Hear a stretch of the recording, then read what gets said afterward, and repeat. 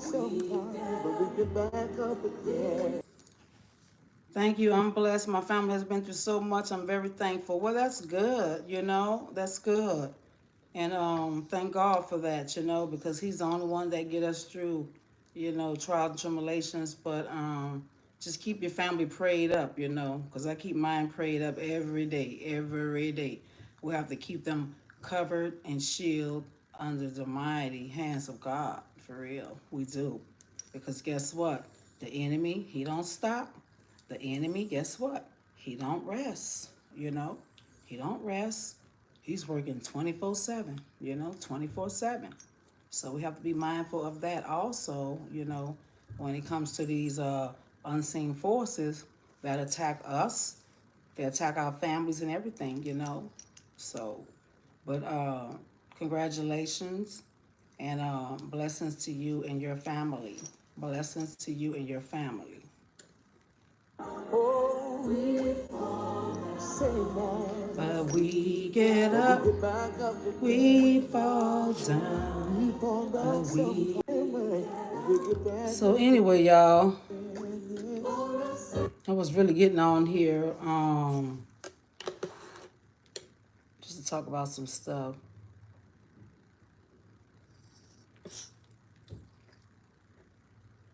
Oh Lord, everything be going on. Lord be putting it right there in my face. What's good? What's good? So y'all, what? Y'all at work this morning? What's going on?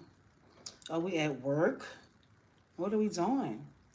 What are we doing this morning? It's 10:24. You know, nothing comes to a sleeper but a dream, boo.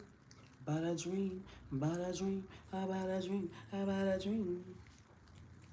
Hey, buddy. How you doing this morning? Say hi to everyone. Say hello.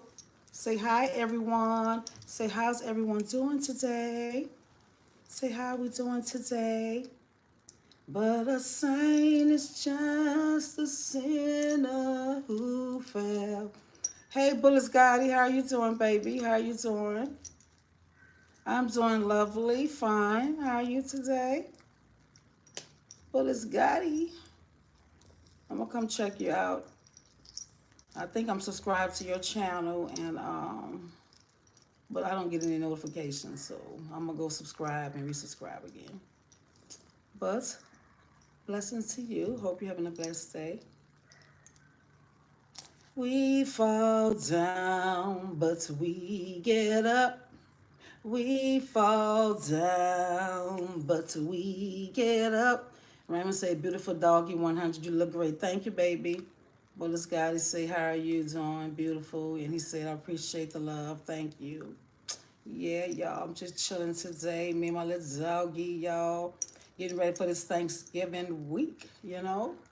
Get these holidays over with. Got so much going on, but we still got to stay focused. We got to stay focused. Ain't that right, buddy? Tell him. Say we got to stay focused because the enemy always lurking, huh? Say, yeah, he's always lurking. Say he tries to get into me too. And he tried to get to me too. Mm-hmm. Say when my mom be up praying, I'd be up bugging. And I'd be bugging her all the time. But yeah, we gotta stand firm, boo. We gotta stand firm. But yeah, thank y'all for, coming over here, joining me today. We're gonna talk about some things. We're gonna talk about some things, some life things. Say hey to everyone. Say hi, y'all. Say I'm ready to go to sleep. Say I'm ready to go to sleep. You wanna go to sleep, buddy? All right, go ahead, sit right here. We fall down, but we get up. Raymond said your hair looks great as well. Thank you, Raymond. Thank you, baby. Yeah, it takes time and it takes effort to, even do anything. You gotta go get the curling iron up, you gotta heat it, and sometimes I may say just forget it. But today I kind of got started early. Why I had the little worship and praying thing going on. I was in the midst of, showering, getting myself together. Today. Still got to go out and get some Thanksgiving items. Did get some stuff yesterday, but I need to, make me a list today. So I won't be going around the store like, okay, what else am I going to do? What else am I going to do, Lord, for Thanksgiving? I'm thinking about doing my gumbo. Thinking about doing that, and I really need to go and get all my items today for that. Because I don't want to be one of those last people that just be, at the store last minute and then you can't find nothing. So I am going to do my dressing with the giblets, all that. I want to do a little gumbo, you know, and maybe get a little ham, do some Cornish hens. Not doing no turkey, not doing none of that traditional bull crap. We're not doing that. Yep. So just getting on here, y'all. Just getting on here. Just getting on here. Just going through my little, my little daily things that I have to do today. My little dog watching me. What is it, buddy? What's going on with you? What? What's up with you? You want some love today? You want some love today? So yesterday I was gonna go live, but you know what? The spirit had a hold of me yesterday, but when I tell you, I was just so sleepy, so drowsy. I was like, Lord, what's going on? Why am I so sleepy? Is it because I'd be up at 12 midnight, you know, wake up? I can't even, what Raymond said, I can't get over how beautiful you are. Thank you, Raymond. Thank you, thank you. Salute to you for that, baby. Yeah, God has preserved me, even though those demons and those demonic spirits and forces try to take me down. They try to make me, they try to, let me say, unbeautify me. They try to unbeautify me. So now I am just, being solo. I'm not dealing with no human beings right now unless it's my family, you know, and maybe their friends. But, a lot of people I'm just refraining from because I know how dangerous people can be. Stay highly vibed and in the light. Absolutely. I want to stay highly vibed in the light, and I don't ever want to go back to where I was, months ago, under those forces. And I can tell the difference. I can see the difference. So right now I am working on me, working on what I got to work on, okay? Because, baby, it has been crazy. This whole year, 2024, has been. But me being such a strong person, we fall down, but we get up. You know, I kept getting knocked down, but kept getting, back up. But like 2024, the enemy really had me, and it was showing. It was showing in my appearance. It was showing everything that people was projecting and, speaking bad and speaking, they did not want to see me succeed. All that bull crap. It manifested my life, and I saw it because guess what? My skin was darkening up. I mean, they was like wishing so bad on me, boo. It's like they was wishing I didn't eat. They was wishing, baby, they were probably wishing me in the dirt. I don't know. But when I go back to my life, and I'm glad 2024 is going to be over with, and 2025 is going to be great by the will of God. It's going to be great because I have the power now to stop all these demonic attacks that has been taking me down. I got the power now, and I feel it in my soul. I feel the peace. I feel the joy now, okay? I feel the peace. I feel the joy, okay? Now my appetite is superb. It's super good. My weight is getting up, you know? It's hard. People talk about anyone, it hurts. Yeah, but that's just the people you associate with.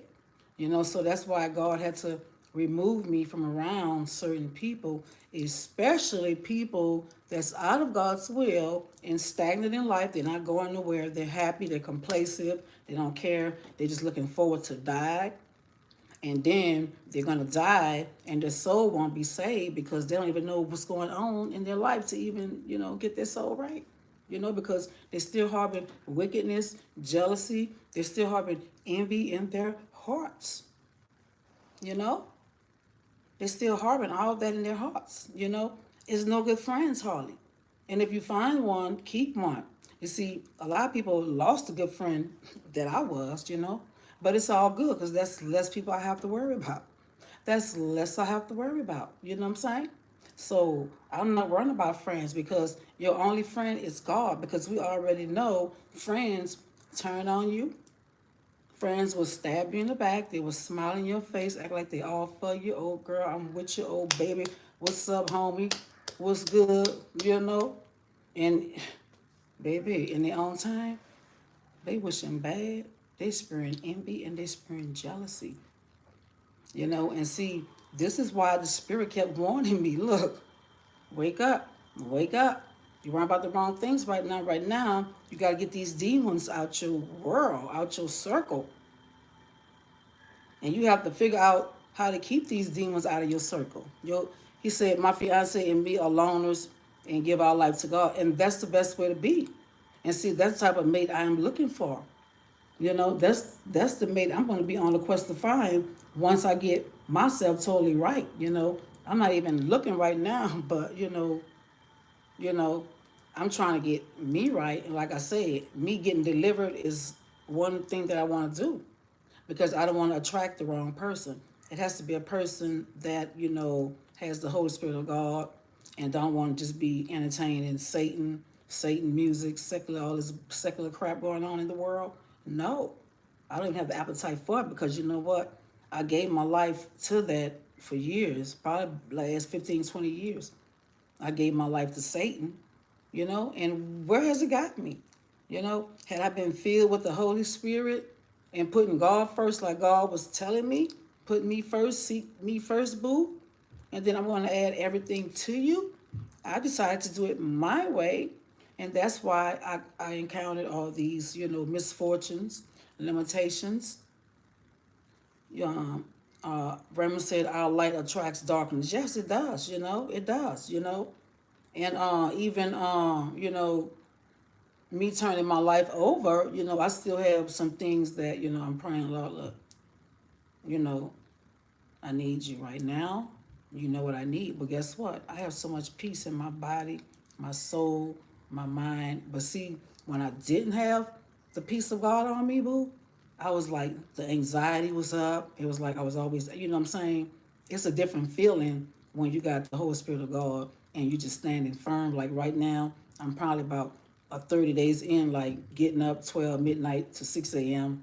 You know what I'm saying? In that time frame, 12 a.m. I may get up at 3 a.m. It don't matter. You can do the third watch or the fourth watch, because this is when the enemy and the witches, the warlocks, and the sorcerers get up. They up when nightfall. 12 midnight is when the witches start doing their dirty work, while people is asleep, laying there. Their soul is being invoked with all kind of arrows of darkness, sickness, pain, depression, limitations, blockages on your life. So that's what happened to me. When people thought it was something else, I'm not going to say the name of that person that was there next to me. I didn't even know what was going on. All I knew, it was something, going on. Because also, if you having persistent issues and problems, the same thing going on in your life over and over, is something usually more sinister going on. Okay? Because life is not that hard. Life is not that hard. Okay? So usually when you see yourself going through the same thing over and over and over and over and over, and you got like, God, what's going on, Father? What's going on, Father? Help me understand, because I am your child. And you said, you give us abundance, and we like nothing, but I was not in the will all the way. So a lot of my prayers went deaf to his ears. And this is the reason why a lot of our prayers don't get answered. It's because, you know what? We only want to be part-time prayers. We don't want to just stand firm and do the will of God. You know, we want to wake up and worship Satan. Yes, God is good. God is very good. And I'm telling you, God has restored my appetite. He restored my peace, my joy, even though I'm not all the way where I need to be in life. But each day it's going to get better. Each day is a work in progress, but I guarantee it's going to be better because I know everything I need to do. And it's good for everybody watching, all the onlookers, all the people in the bushes. I know what I got to do to get my life right. And I know the type of person I want in my life. And he's got to be a God fearing man, because I don't want to be the only one, want to worship God, and then my mate, he wants to worship Satan, you know, and that's going to create conflict. You want to be on God part time, but you don't want to do it, all the way, and then you don't want to do what I'm telling you to do to make things right. So that lets me know it's a demon operating in you, So no, I'm just focusing on me, getting my weight back up, getting to where I looked 5 years ago. Because 5 years ago, baby, let me tell you, they could not tell me nothing, boo. Because when I tell you that weight was like, and guess what? It's coming on right now, right now, right now.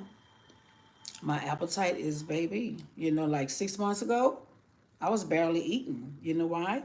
Because I was with a man that God did not even put in my life. That man was put in my life through just being bored, getting out of the hurricane, you know, and I just stood there, and God was something. Hello, Mr. Don, very scam like. He said, "Hey, pretty lady, how are you?" "I'm good, baby. How are you?"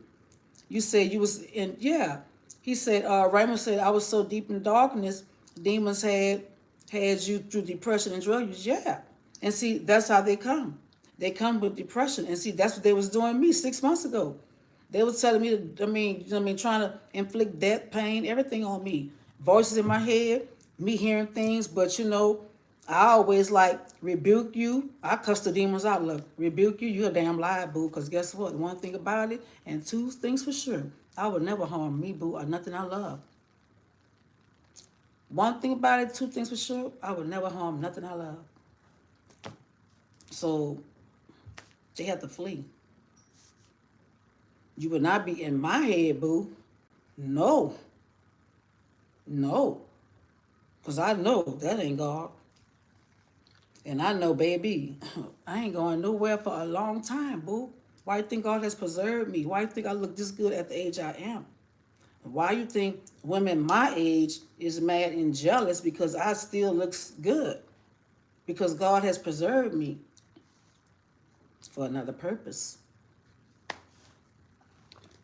Okay?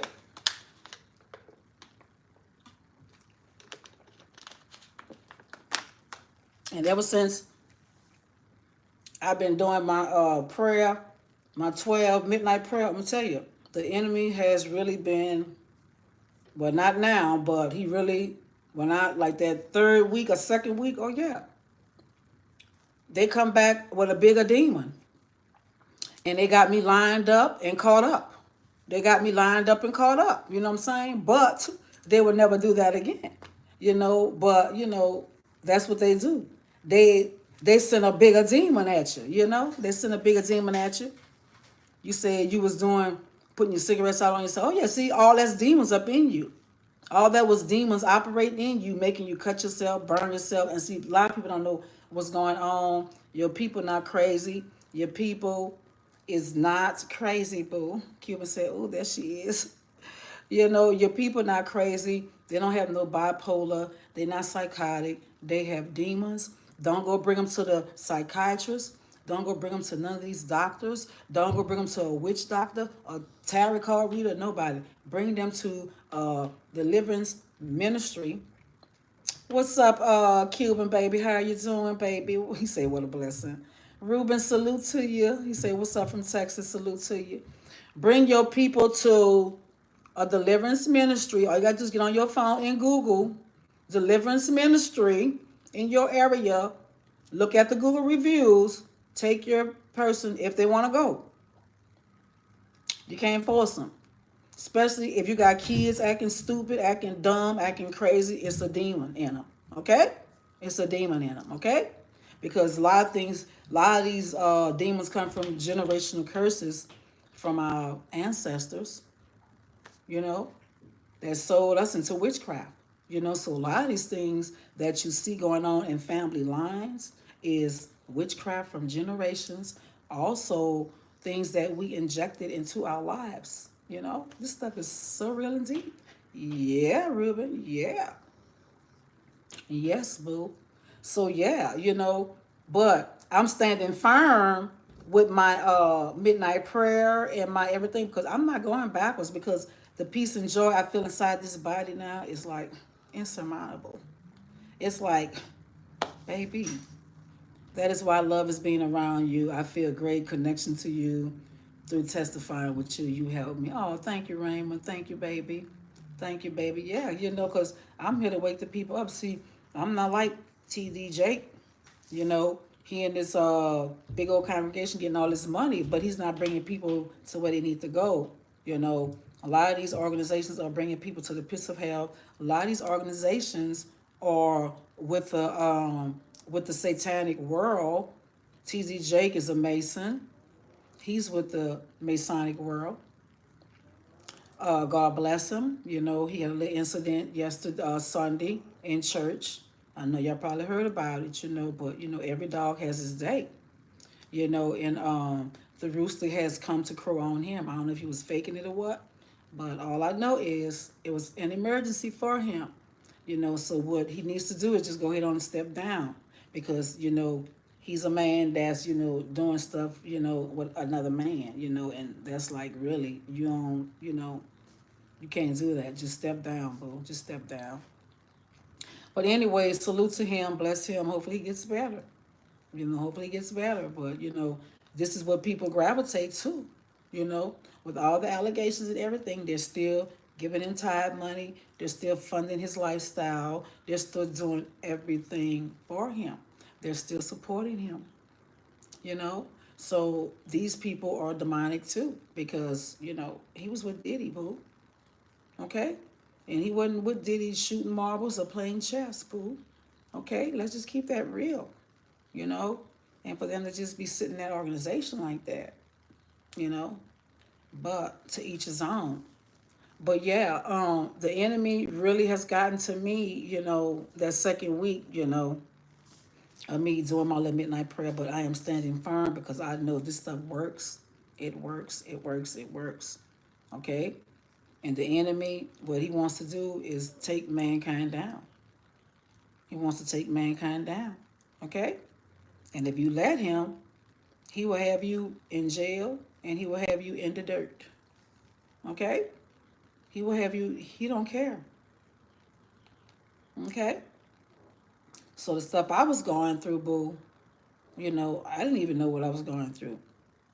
You know? So when you see persistent things and persistent problems happening over and over and over again, and like I said, it tore down a 16-year marriage, but that marriage wasn't really supposed to be anyway. But me being a person that's not gonna be hopping from man to man like that, I decided just go and stay with it. But when you bored and going through things, you tend to choose the wrong people. you know it happens. you know And then also, like a lot of women, also I want to point out a lot of women that can't have kids. That is a demon too. Because it was a lady said, yes, she could not have kids. That is a demonic spirit of barrenness that is not allowing you to be fruitful. And the only way to get that off you, they need to go get deliverance, go get them spirits up out of them, and confess their sins. Okay? You said you was married for 20 years, wasn't happy. Yeah, I was married for well, the first 5 years was good because I was like, Lord, I don't know why I like this man, but okay, it is what it is. It was a demon in me. Okay, because that man was not the man that was, trying to. He wasn't a leader type man. Okay, he wasn't. And everything that he done throughout the years is because I'm the one gave it to him. Fed it into him.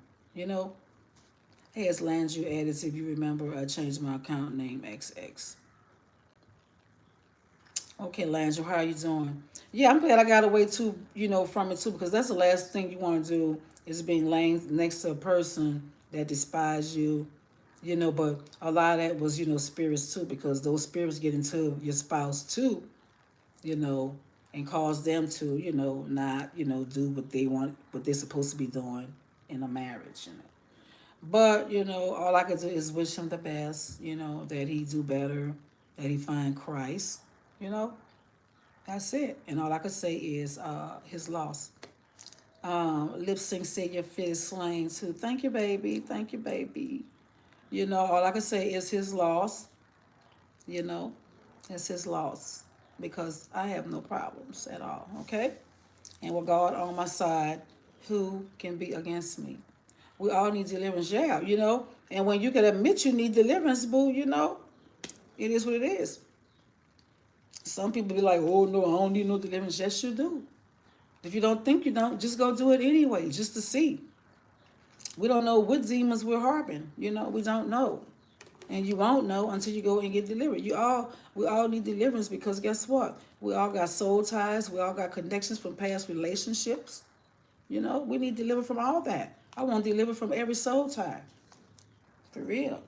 I don't want no more, no connections. And I think I kind of broke that soul tie with the hubby. Well, I did break it with him. But, and speaking of that, my stepdaughter, which is his daughter, she been in my life since she was, 2 years old. Cute tattoos, by the way, I'm 14, baby. Oh, I was yesterday ex. Okay, let's sing salute to you, baby. You stay on the right track and follow Christ, okay? Because when you follow him, you're going to see your life change for the better. Don't go Satan way with this secular world stuff, baby, because I'm telling you, it's going to make your life terrible, okay? And you don't want to allow Satan in. And see, a lot of parents need to teach their kids about God and stop letting them just be on these iPads and doing whatever they want to do.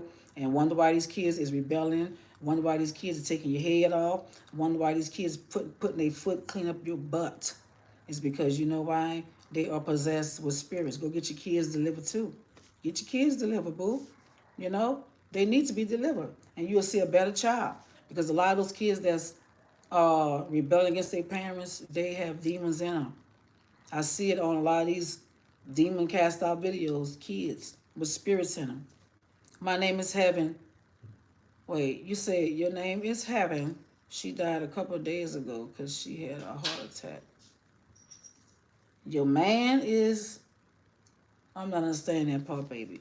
But you say somebody died, had a heart attack. Oh, well, my condolence to you, my condolence to you. My condolence to you on whoever that was that had a heart attack. Yeah, so this is why a lot of people need to go get their cholesterol checked. Go get your cholesterol checked. Go get your labs did. Stop neglecting that part.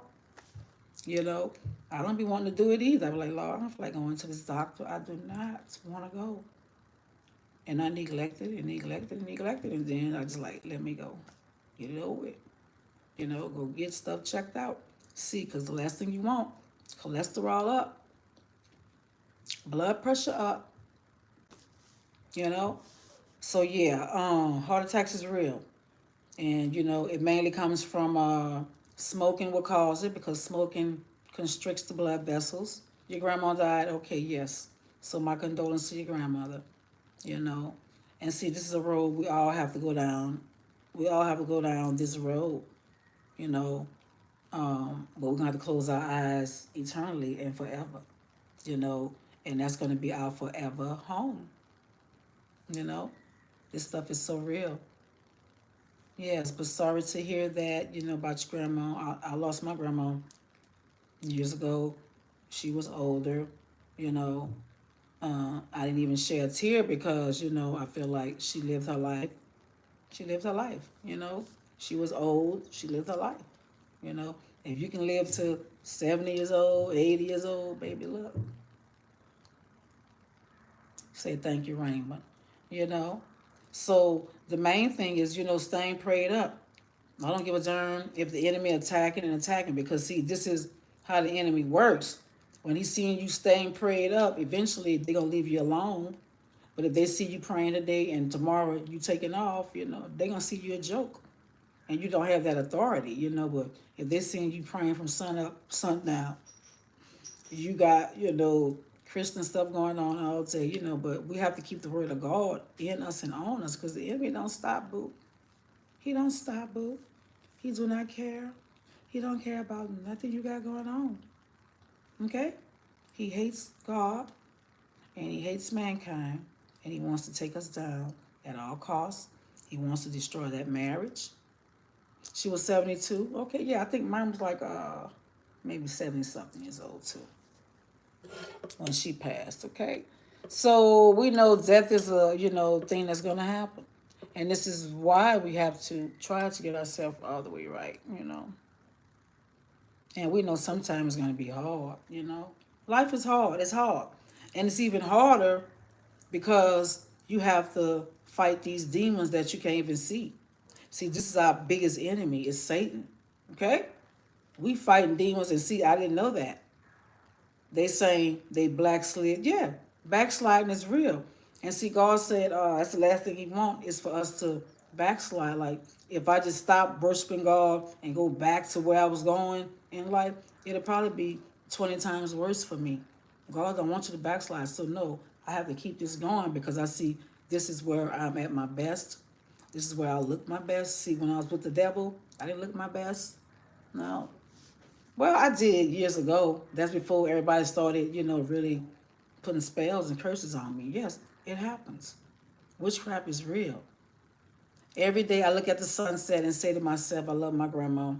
I hope you're okay and I miss you and cry when I say that to her. It's okay, baby. You're going to be okay. You're going to be okay and it's going to get better every day. I promise you. It's going to get better for you. Don't worry about that. It's going to get better. Okay, where's my little... It's going to get better. So this is why we have to keep ourselves prayed up. But if she was 72, we all got to go. We don't know when we're going to go. All we can do is hope, we go at an older age, not a young age. We don't want to go like them boys did, 19, 20. Some people, they go out early, boo. Imagine you was born and you had to go at 5 years old, 6 years old, you know. Yeah, she probably in a better place. Let's hope she had her soul saved because that's the main thing, because everybody that closed their eyes is not going to heaven, but hopefully she had her soul right, with the Most High, and she had the opportunity to ask for forgiveness because if you don't have that, then, but you're a child, so we're not going to go there. Just hope that she's in a better place, okay, baby? That's all we can say. Remember, she's watching you, make her proud. She watching me. Oh, you talking to him. Okay, I'm about to say, why is she watching me?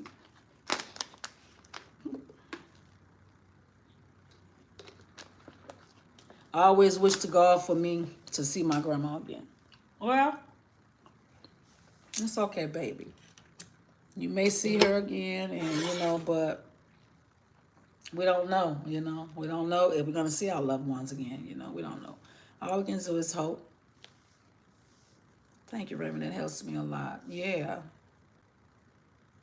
Let me turn this down for a minute because it's gonna be awfully loud. Come on, Satan, because see, Satan be wilding, yeah.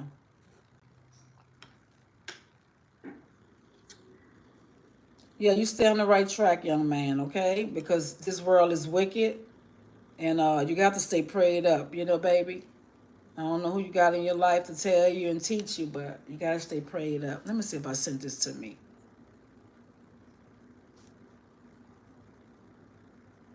No, I did not. That's strange it wasn't in that dang on.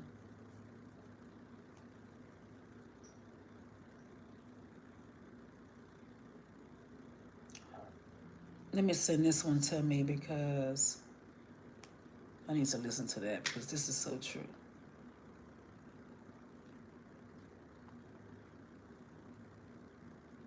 But yeah, so a lot of people that's going through a lot of issues in their lives, it be, demons, a lot of sicknesses. But the first thing they can do is say, oh, go to the doctor. And what the doctor do, put you on all this medication that makes you even crazier. A lot of people don't know. A lot of these pastors not telling them. A lot of these pastors not teaching about spiritual warfare and things that's going on with your soul and your spirit.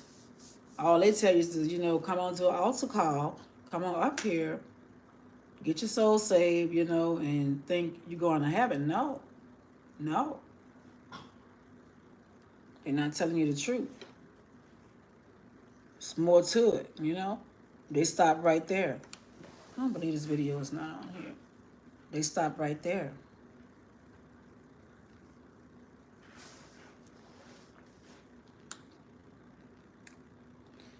Okay, Satan, I already know what you're doing, man. Look, we ain't got to even go there. I already know how you operate. She was the only one you had a perfect bond with, and without her love, without her heart, she was amazing. Oh, well, that's good. Well, see, that's good. You had good things to say about your grandma. What's up, Craig? FM 290. I see you throwing those eyes in the chat, boo. I see you, baby.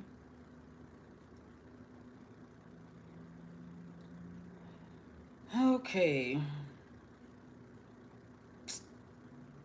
Okay, yeah. So that is the video I was looking at.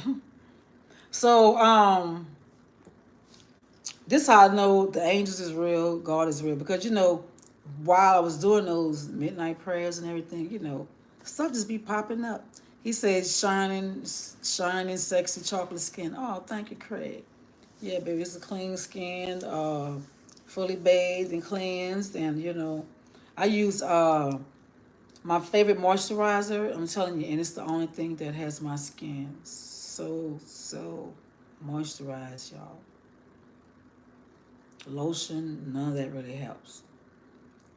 That Vaseline, that petroleum jelly, boo. So when I get out the shower, boo, and put it on like right after you get out the shower, baby, put it on there, it would have you. So this is why my skin is really looking beautiful right now. And I got me a big old jar of it, and it's the only thing that helps my dry skin. The Vaseline. I even put it on my face. Once I cleanse my face. Cleanse my face real good. Washed it with that Dove soap. And then I got my little facial cleanser. I need to start buying me some more masks and stuff too. Some face masks like vitamin C and stuff like that. But yeah, so I did that. Moisturized with that Vaseline, or the petroleum jelly. It would have your stuff good. He said, I'll put you on your back. Boy, you wilding, yeah, Craig. Craig wilding. So yeah, so something came up on the dang on feed about no, hold on, this is not the one I wanted, y'all. This is the one about how the devil and his agents steal your money and finances. But they had another one I wanted. The ugly dog truth about TD Jake. Yeah, we already know TD Jake is a false prophet, but I don't know if y'all saw that video with what's his name? No, boy, let me tell you. Let me tell you, boo. It works fine for me. It works fine, boo. I'm telling you, this is why my skin is glowing. It's the only thing keeps my like it'll go all day. I would never have to do nothing but moisturize my hands, okay? And this water has really torn my hands up. This harsh water really torn my hands up because when you wash your hands a lot, you have to moisturize. And if you don't, your skin will start peeling, start tearing, all that crap. So it works for me, It works for me. Extremely dry skin.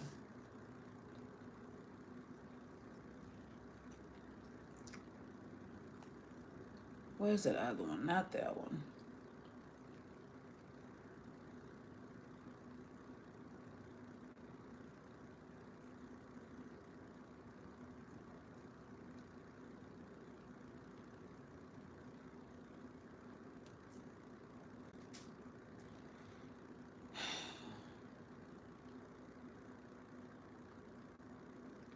I don't believe that one gone.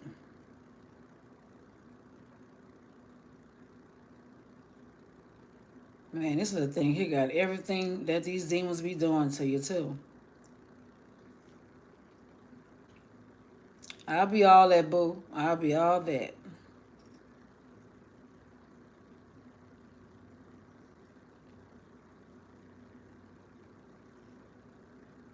I'll be all that, boo. When a dog attacks you,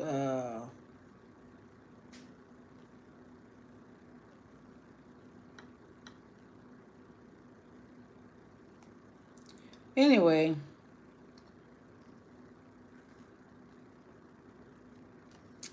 yeah, Craig, cause he on.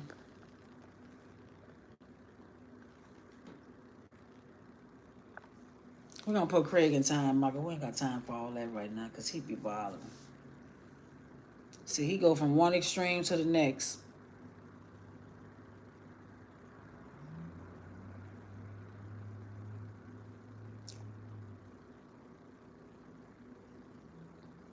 I put him in time out right now. He need a break right now. He needs a break. He don't know if he with me or against me, you know.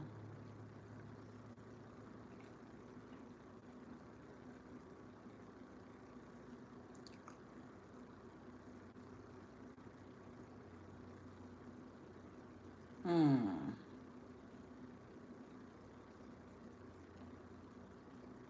So anyway, that's not the one I want. Well, let's see how they do this then. It's not cute or funny, in my opinion. No, it's not cute or funny because, you know, some things just better left unsaid. You know? Some things better left unsaid. So let's see how the devil do this thing, because I don't know what happened to my other one. I was just watching it. See, when the enemy wants you to, when you want something, the enemy try to get in your way.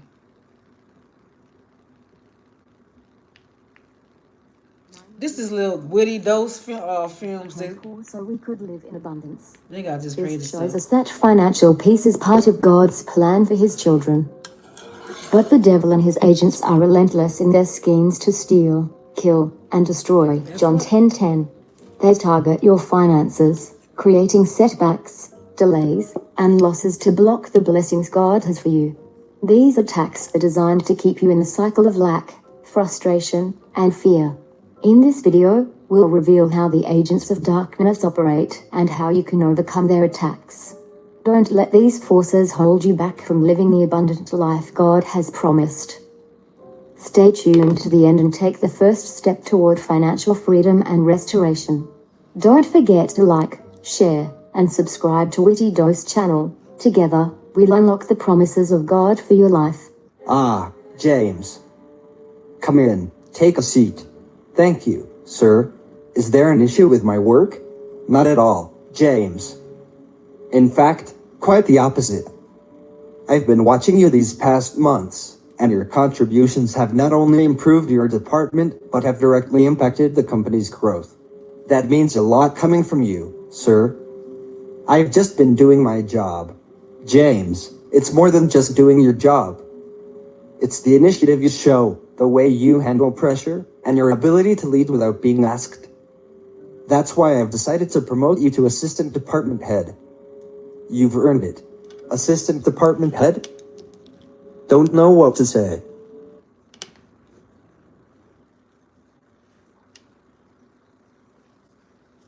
He says, "Sorry, I'm not trying to talk out of turn. I feel attachment and try to protect people and consider a friend." That's what's up, baby. Ain't nothing wrong with that.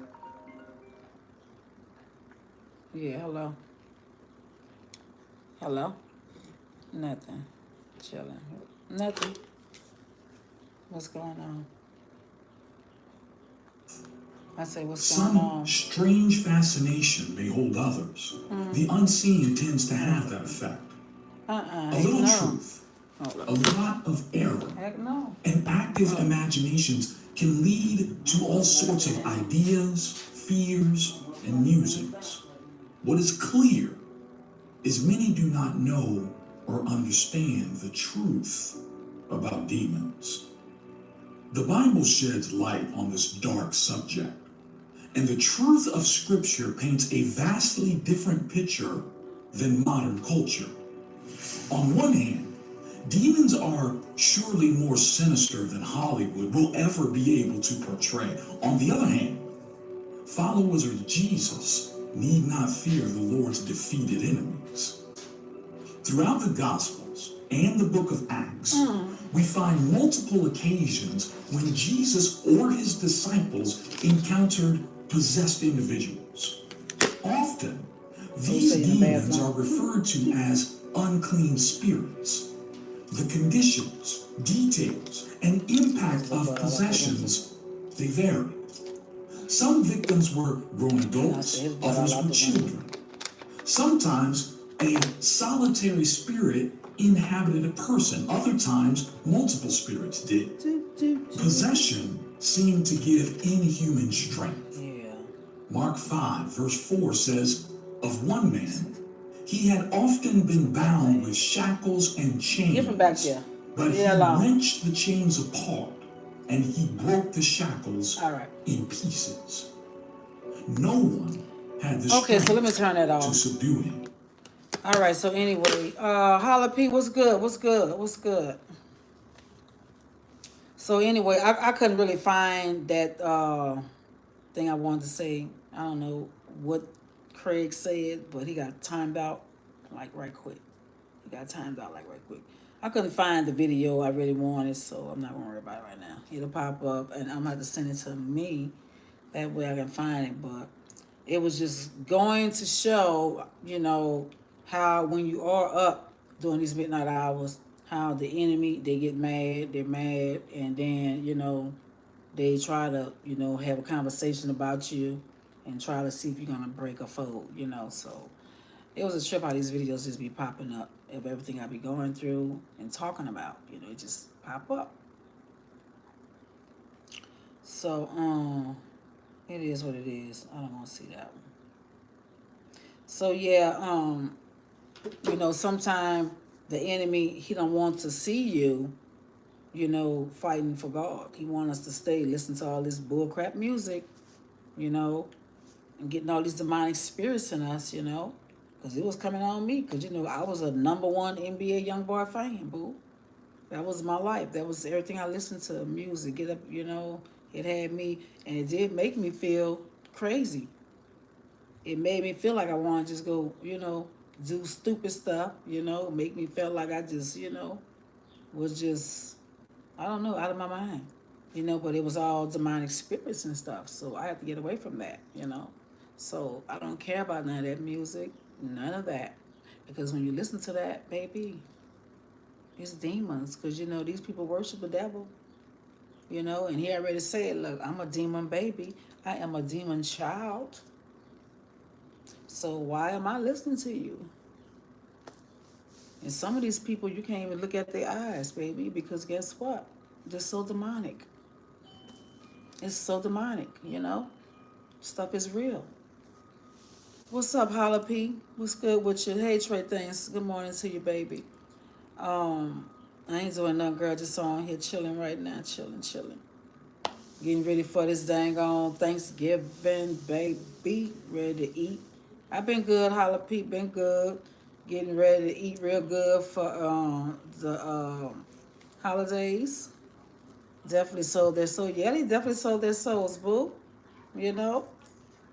So I'm not finna be oh no, we're not finna be cutting for that. We finna cut for the Lord, boo.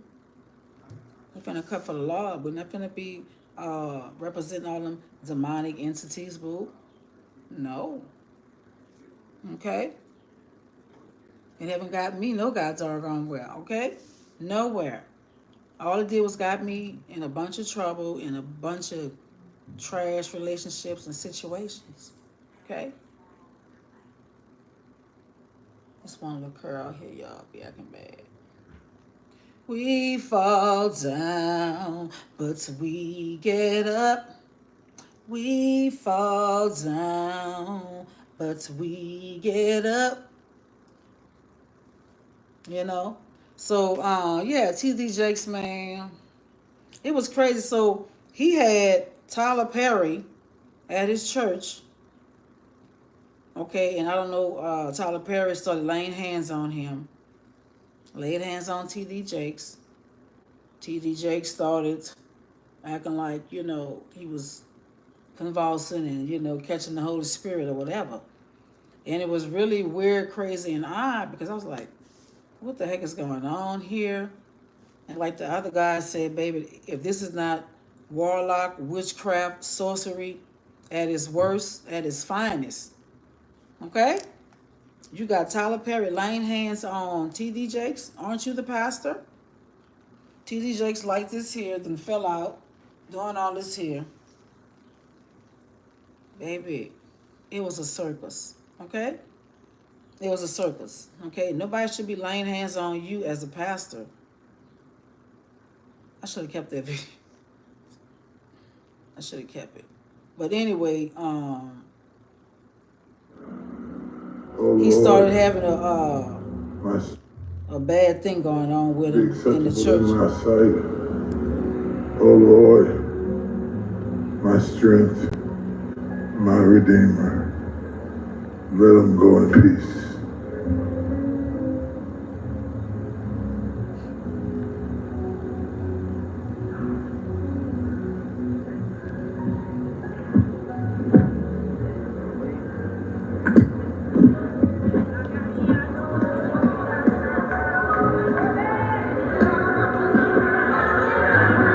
Like he having a stroke. Take your time. Look like a dang on stroke. Be acceptable in my sight. Oh, Looked like he had a stroke because looked like that arm he dropped the mic, okay? So it looks like he had a stroke. This is why you can't be playing with God. You can't be up here playing with God. You can't be up here playing with God. And he's not The most dangerous anger comes from someone. he's not sending nobody to heaven.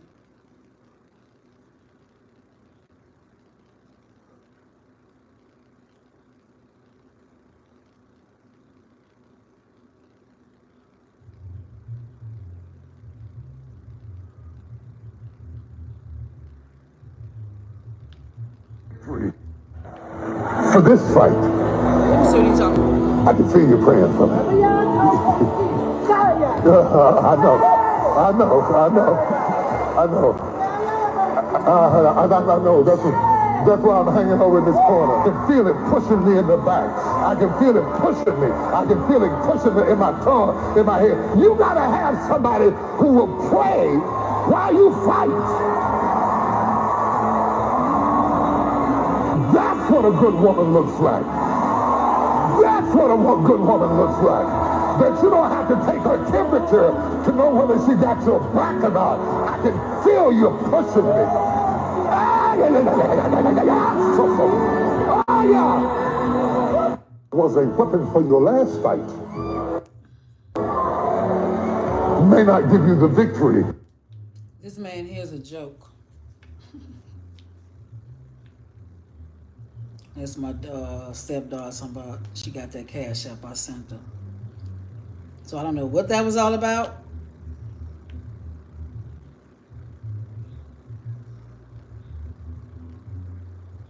So did he have a heart attack or did he have a stroke? Something happened. They're not really saying anything. Let me see what happened if I can find when Tyler Perry laid hands on him.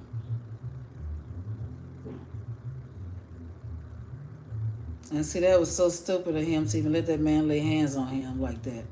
This is it here, y'all. This was just insane crazy. Come upon you right now. Keep you in his hand. God, I thank you for your blessings.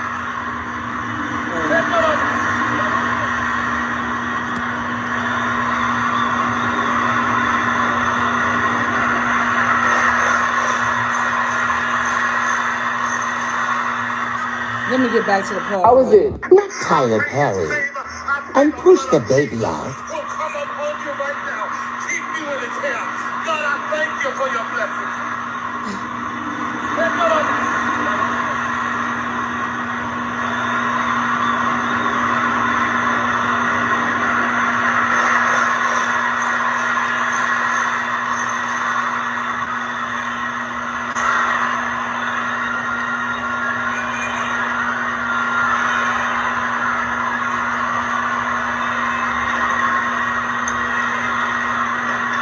Come on, somebody give God some praise. He's pushing that baby out. Come on. Now she said he's pushing that baby out. Now, when did men ever push a baby out? When did men ever push a baby out? Yeah, he was at the Diddy's parties. You know, the roosters come to crow. You know? Now you got Tyler Perry, a comic comedian, a cross-dresser, up here laying hands on you, and you act like you just catching the Holy Ghost. And then this lady, this witch, talking about, he's pushing that baby out. He's pushing that baby out. What the heck is going on here? This was a ritual or what? This was so satanic. Let's see that. How is it? Let Tyler Perry and push the baby out. Will come upon you right now. Keep you in his hand. God, I thank you for your blessings. That's too funny, y'all. That's too funny.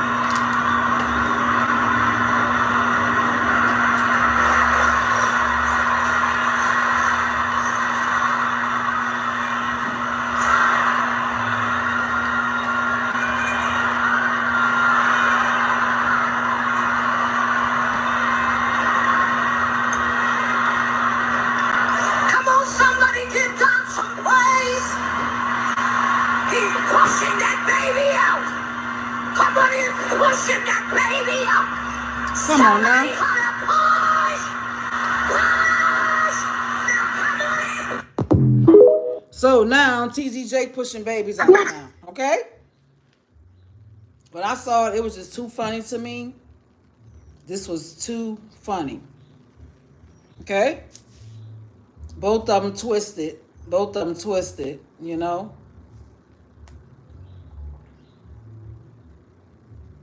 But see, this is where the church, this is where demons come to the church, you know? They say T.D. Jakes' darkest secrets, sieves, and evidence taken from P. Diddy's house.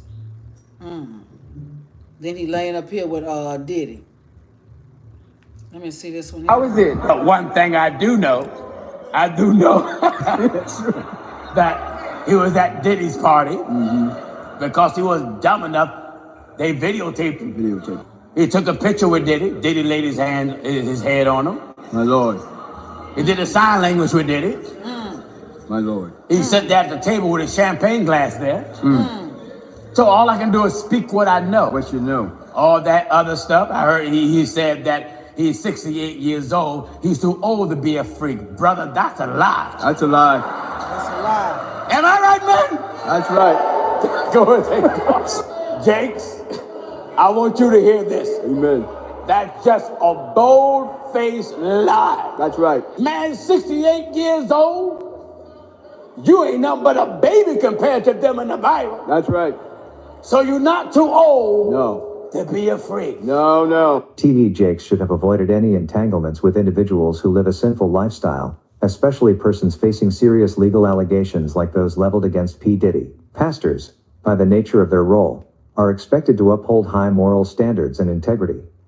Associating with individuals embroiled in legal controversies, especially those involving allegations of serious misconduct, can potentially tarnish their reputation and call into question their moral compass. Right. Perception matters greatly in the realm of leadership, particularly in spiritual matters. Even if T.D. Jakes is not directly implicated in any wrongdoing, his association with P. Diddy amidst such scandalous allegations may create the appearance of impropriety, undermining trust and credibility among his followers. Pastors have a responsibility to safeguard the spiritual well-being of their congregation. Getting involved with individuals like P. Diddy, who are facing serious legal troubles, could inadvertently expose members of the congregation to questionable influences or ethical dilemmas.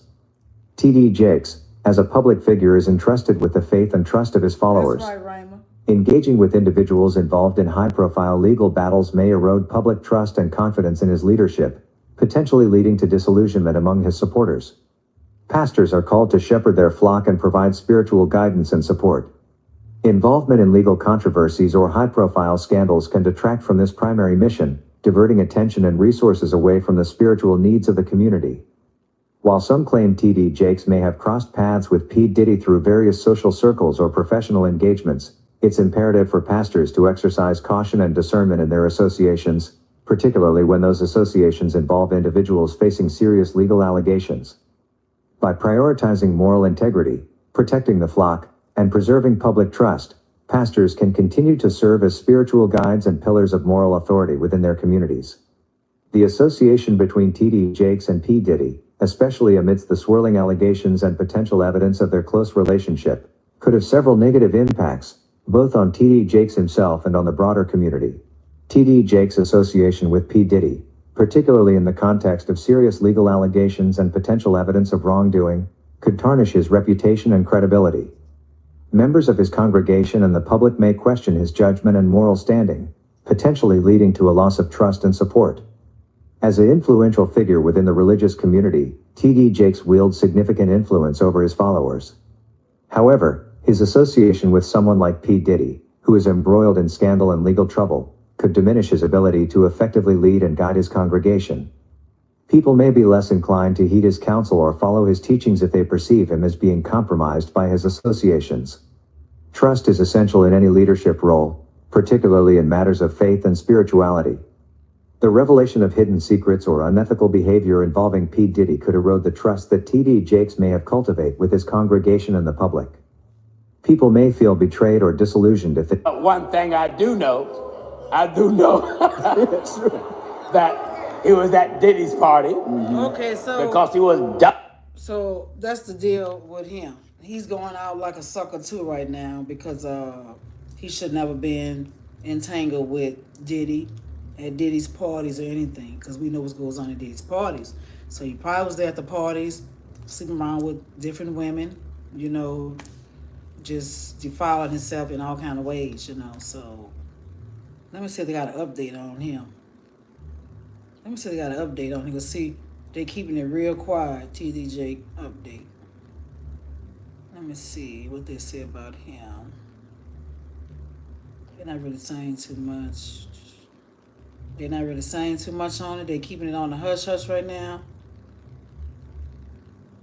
Not really too much going on. Oops, hold up, TD Jakes. Let me see if I put that up there. Let's see, help. They said it's improving.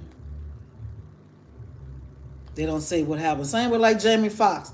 Oh, had a health incident. Okay, what happened? They don't want to say what happened. No, his wicked ways is catching up with him. That's what's going on.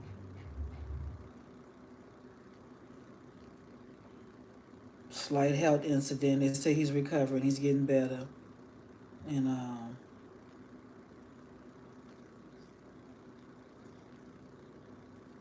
anyway, that's up with him. You know, he's doing better right now. You know, but yeah, Raymond, you say your mother-in-law goes to a church and the pastor, well, he has a badge and a gun. Oh, heck no. Heck no. You say it's why you don't go to church. You just read the Bible. Yeah, it's best not to go to church, you know, even though God wants us to fellowship. But right now, these days and times, it's really hard to fellowship with any organization just because, you know, a lot of them are stepping down. A lot of them are living wicked. A lot of them are satanic, especially these big mega churches, you know, just like T.D. Jakes, you know. He's a Satanist, okay? They do this because when these churches get big, this is when the satanic world, the devil's world come and they ask them, hey, look, take an oath and we'll make you big, a big organization. Talking here is part of my fellowship. Yeah, you know, because, you know, he's not going to tell you about, you know, spiritual battles and these unseen demons that you're battling. You know, no. He's not going to tell you that. He's going to tell you tithe, give you tithes and offerings so you can be blessed. You know, that's what he's going to tell you. Where's my water? He's going to say pay your tithes and offerings so you can be blessed. Yeah, we have to protect ourselves. And that's why we can't put our trust in man. And we have to have discernment also, you know.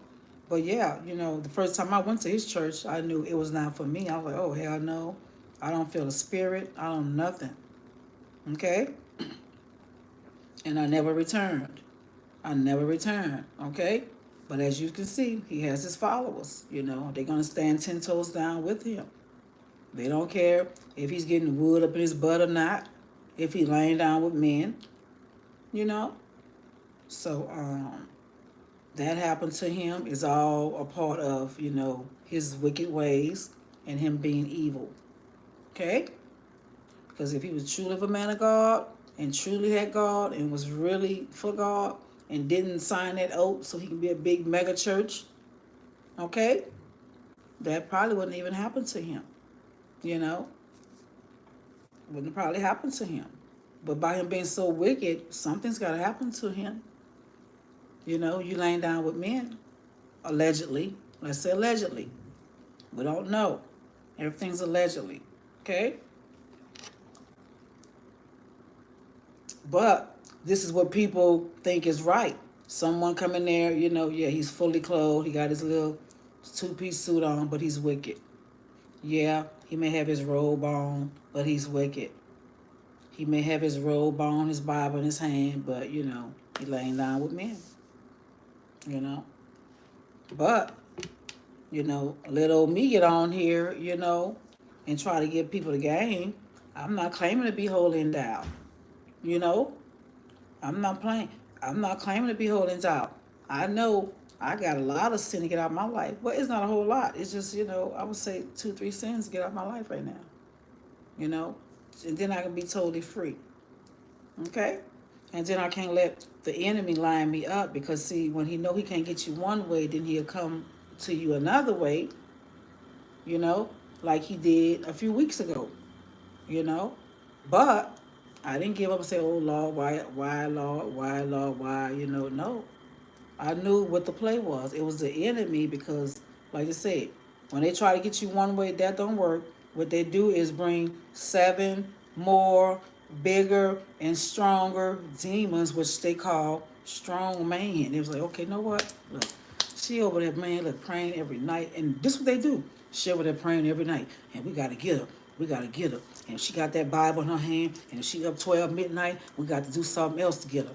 We got to set her up, line her up, do something. And we know she got a spirit of anger on her, and she will pop off, blah, blah, blah. So let's get into somebody and make her, you know what I'm saying? Type of stuff he do, you know. But, when you know better, you do better. And it's something I had to learn from, okay, look, enemy, I'm not going to let you do that to me ever again, boo. Nephilim fallen ones. Yeah, all that, all that. But, this is what the enemy does. But see, they see me standing firm. Baby, I don't care what you throw up or what you do. I'm going to stand firm because I know eventually y'all going to have that meeting and y'all be like, oh, you know what? She been staying down forever. We ain't going to be able to penetrate her. They're not going to be able to penetrate me with their little wicked schemes. And now, and see, this is why God got me just chilling right now because he wants me up 12 midnight when the witches is up. Okay? He wants me up. He don't want me asleep. He wants me up fighting these battles, Oh, she said she got the money. She said, I got it, Ma. I told my mama I'm moving with you. She said, hopefully you have fun and actually get to go out because all I do is work. Oh, yeah. Okay, baby. I'm sorry. This is my little stepdaughter. So, and see, like, even when me and the hubby split, the stepdaughter is still, in my life. You know what I'm saying? And he has I think she's 19 now. Hold up. Okay, baby. That's what's up.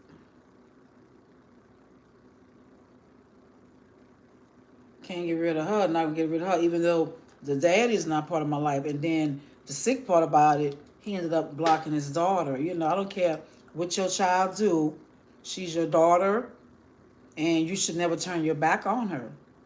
Real say that little curl is cute.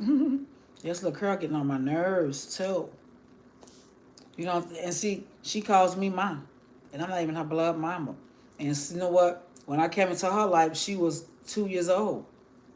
And it's not my real daughter, but she's been in my life since she was 2-3 years old.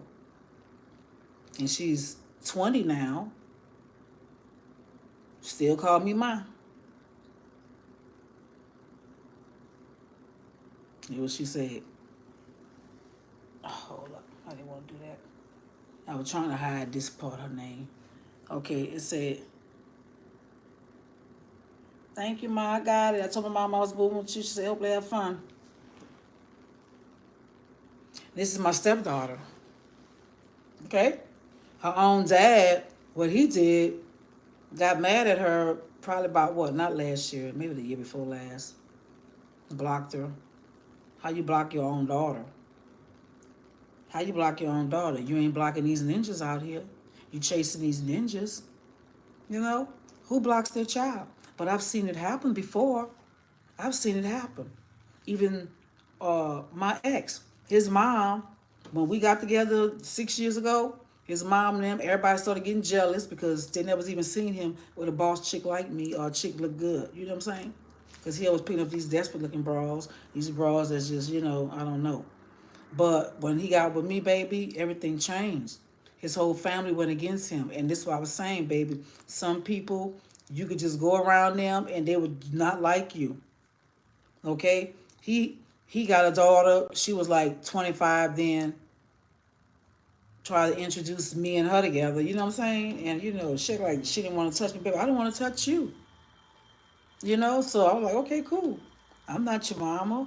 And I know you probably mad because your daddy got a chick that's, fine and sexy versus your mom. And I'm not here to talk about nobody, but we already know what time it is. Your mom could not even stand next to me. And then your dad wants to introduce me and you. And you act like, baby, never ever again, boo. And you know what? That went downhill. He lost his relationship with his daughter. This is what envy and jealousy do. They preyed upon me and him separating years ago. Because the last words the daughter say, well, what you gonna do when she leave you? And guess what? I left. So they was already plotting and planning because they didn't want to see that connection. They want to see him. They didn't want to see him. And guess what? All his homeboys and everybody that knew we broke up about, oh, where the girl at from New Orleans, man? I liked it, y'all together, boo. She was that she was it.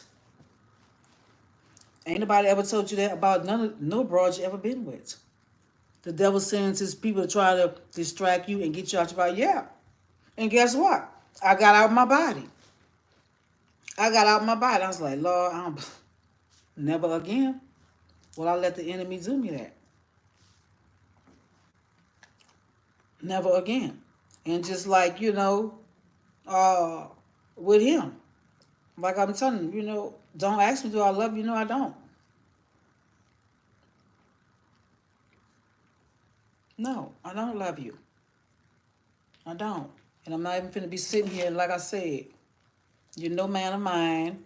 Because no man of mine acts like that. And no man of mine is ever gonna think he gonna play me. You know what I'm saying? Or play on my top in any kind of way. And then I'm not finna have nobody, don't want to take accountability. That's another problem too. They don't want to take accountability. My biggest sin is the flesh for love and love my fiance, don't want to leave her. Yeah, I mean, the flesh for I love my fiance. Okay, well, stay with your fiance, but make her your wife. If you're gonna stay, go and put a ring on it. Go and put a ring on it, because one thing I would not do is be with no man that won't put a ring on it, boo. No, because you know what? I'm wife material, and I'd be damned if I be going around forever talking about my boyfriend, boo. No. No. But this next go around, it's gonna be the right man. It's gonna be the right man. That's just it. I'll wait on it. And it's probably gonna be, after I get delivered and after I get all this other junk out of my life. You know what I'm saying? But yeah, my stepdaughter, she's still a part of my life. So me and the hubby still got the connection with the daughter. But I don't have a connection with him. He turned his back on her.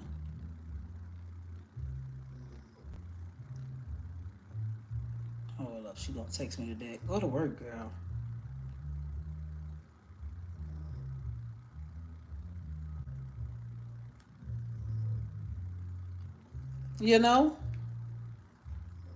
Who turns their back on their daughter? But yeah, you can count on that happening. You turned your back on your 16-year marriage because all you want to do is chase your homeboys around. People don't have their priorities together. But like I said, that was all. This is why we can't be desperate. We can't be desperate. We can't let Hurricane Katrina. We can't let. I don't think smoking is a sin. Yes, smoking is a sin. Doing drugs is a sin. All that is a sin. It's a sin because God said the body is a holy temple. And we're not supposed to put nothing bad in it. even food, so even the pig and the swine, we don't even want supposed to be eating that bull crap. It's unclean, so when you know that, then hey, you just got to let some things go. But yeah, smoking is a sin, boo. God not say put nothing in your body. You know. So if you are battling that, then you have to ask God for strength to deliver you from that. Because a lot of people, they smoke, they do things because they have issues in life. They're battling demons.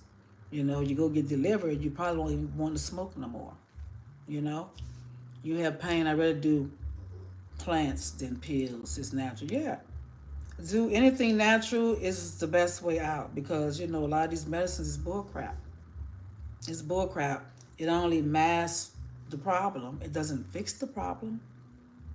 You know, it don't fix the problem. So making better choices and everything. So me going backwards in life, showed me a lot too that people don't change. And it's no hard feelings towards my ex or nothing like that. It's just you just you're not it. Because I'm looking for somebody, not talking about God once a week or twice a week. I need somebody really actively and want to do something, but it's just not fitting the criteria. And, I got to tell them it's hard for me to love you. How can I love you, boo? When you don't even know, what to do to make things right. I don't want to be the only one making things right. I don't want to be the only one, figuring things out. And this is the problem that, I faced. you know, even with the hubby, I'm always the one trying to figure things out, trying to figure out other ways to make money, to bring income into the house. And all they can do is try to get in the way, you know? But no, I don't love no man right now. I don't have love for none. None right now. The love I had, my heart is like ice cold. It is like a deep freezer. For me to love a man again, he has to really, really be showing me something, because all that talk, all that bull crap, I'm not buying it. I don't care about it. So, and I'm the type of person, but don't try this at home. Don't try this at home with nobody you with, because we don't know their mentality. They might can't handle you telling them no, that, you're not it. You're not it. You know, they may can't handle that. So don't do it. If you got a person that's weak, because a lot of these men can get weak. They get weak and they can't handle rejection and they can't handle you saying, look, it ain't it, you got to show me better. And right now, there's no love here. You just something to play around with. It is what it is. You know, call me cruel, call me cold hearted. It's nothing here. You know, so I'm not finna play with you like, man, you finna be together and we finna run off in the sunset, boo. No, no, that is not happening. Okay, because I'm looking for something more. Okay, I don't want to be the only one figuring things out. I don't want to be the only one figuring out side hustles. You know, I don't want to be the only one. So if God can bless me with a God-fearing man that knows his role, a businessman that want to create businesses and, not just go punch a clock every day. It's fine, it's dandy, but at the same time, it's no security, you know? And I don't want to be the only one setting up things, doing stuff, and then think you're going to reap the benefit of it. No, we're not doing that no more either. Anything I create and build, I'm not letting nobody reap the benefits of it. Not doing that no more. Because you know why? I learned in life and realized the more you do for a person, the more they're not going to appreciate you. The more you build them up, the more they're going to try to tear you down. Okay? So I've learned that. Okay? So my heart is ice cold to it. I don't have no love right now. I don't know what it is, but I am not jocked out about nothing but the Most High. Because I know humans and mankind, they are demonic and they're dealing with demons. The devil will take, the devil will take and take. Yes, he will take and take, you know? And guess what? The devil took his wife from him, and now he running around, you know, got to spin his wheels out here looking for a down chick that's going to really be down for him, you know? He got to spin his wheels when he had the best thing God put in his life. But you know what? This is what the spirits do. They get into marriages and they tear it down. They tear it down. And, you know, they always blame me. But when it's really them, you know, it's really the man. Like I say, I do the same thing every day. I chill. I'm the same way every day. I don't come here. I don't come home with demon horns up. I don't come home with an attitude. I'm the same person every day. You know what I'm saying? And that's what I expect too. I don't want to hear about your job because this is what I'm trying to tell you to get away from. I'm looking for passive income. I'm looking for income. I can go to sleep, wake up, and I got money in my account. I don't want to go up punching clocks, stressing out about your boss, people at the job trying to line you up, people lying on you and trying to get you gone. I don't want to deal with that. And until people realize what I'm going through and what I'm going through and what I'm feeling and why I am reaching out as far as me being self-employed and doing my own thing is because this is what I got to do. No, paper's not going to help you get to the kingdom of heaven, boo.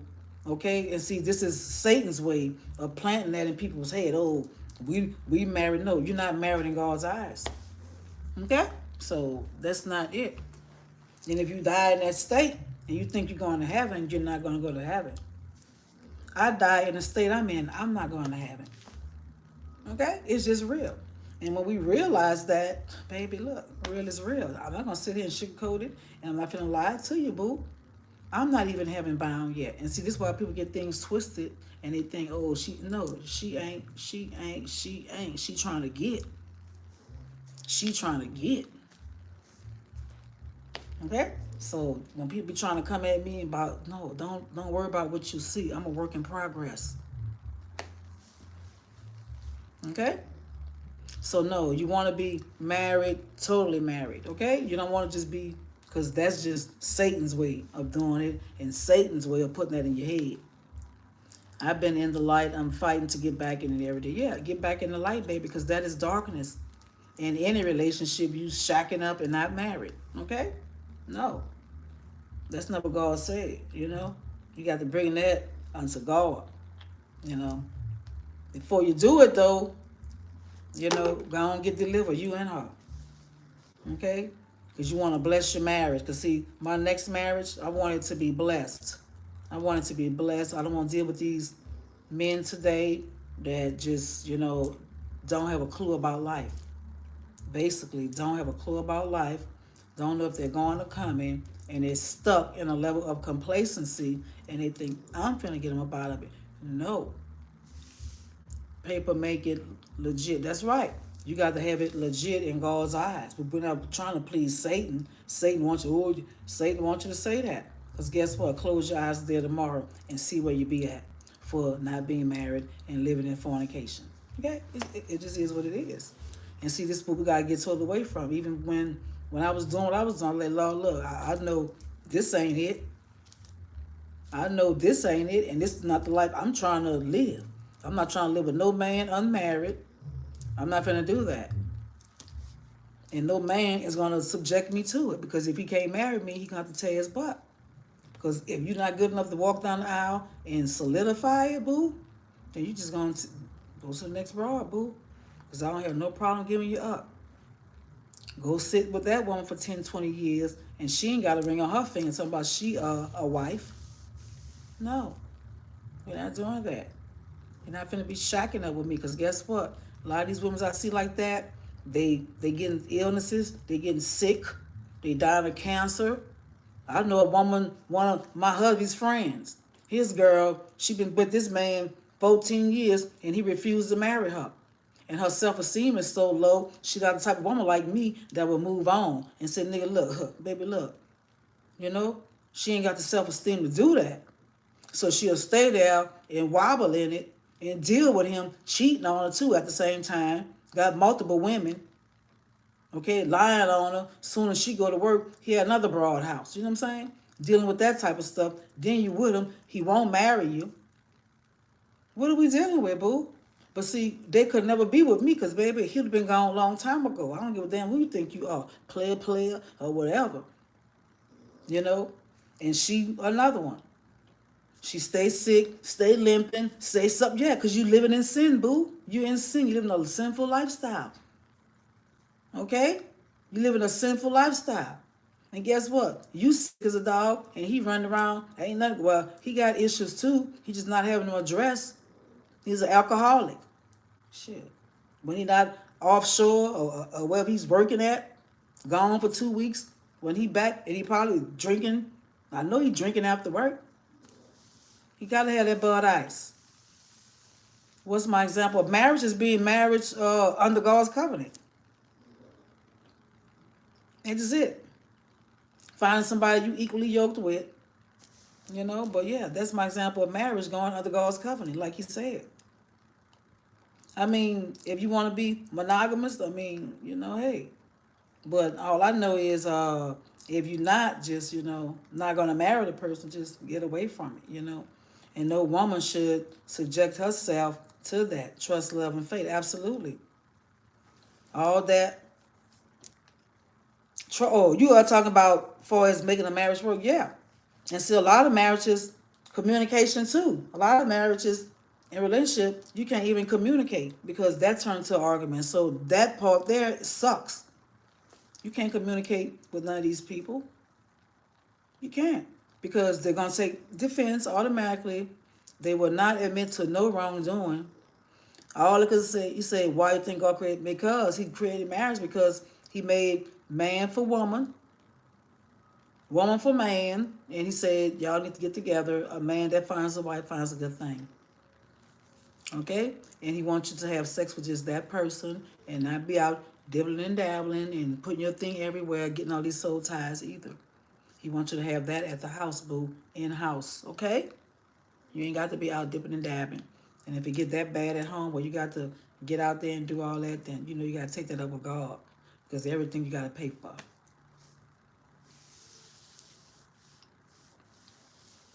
So, you know, that's why he created, because he wanted man to have a woman, a helpmate. Okay?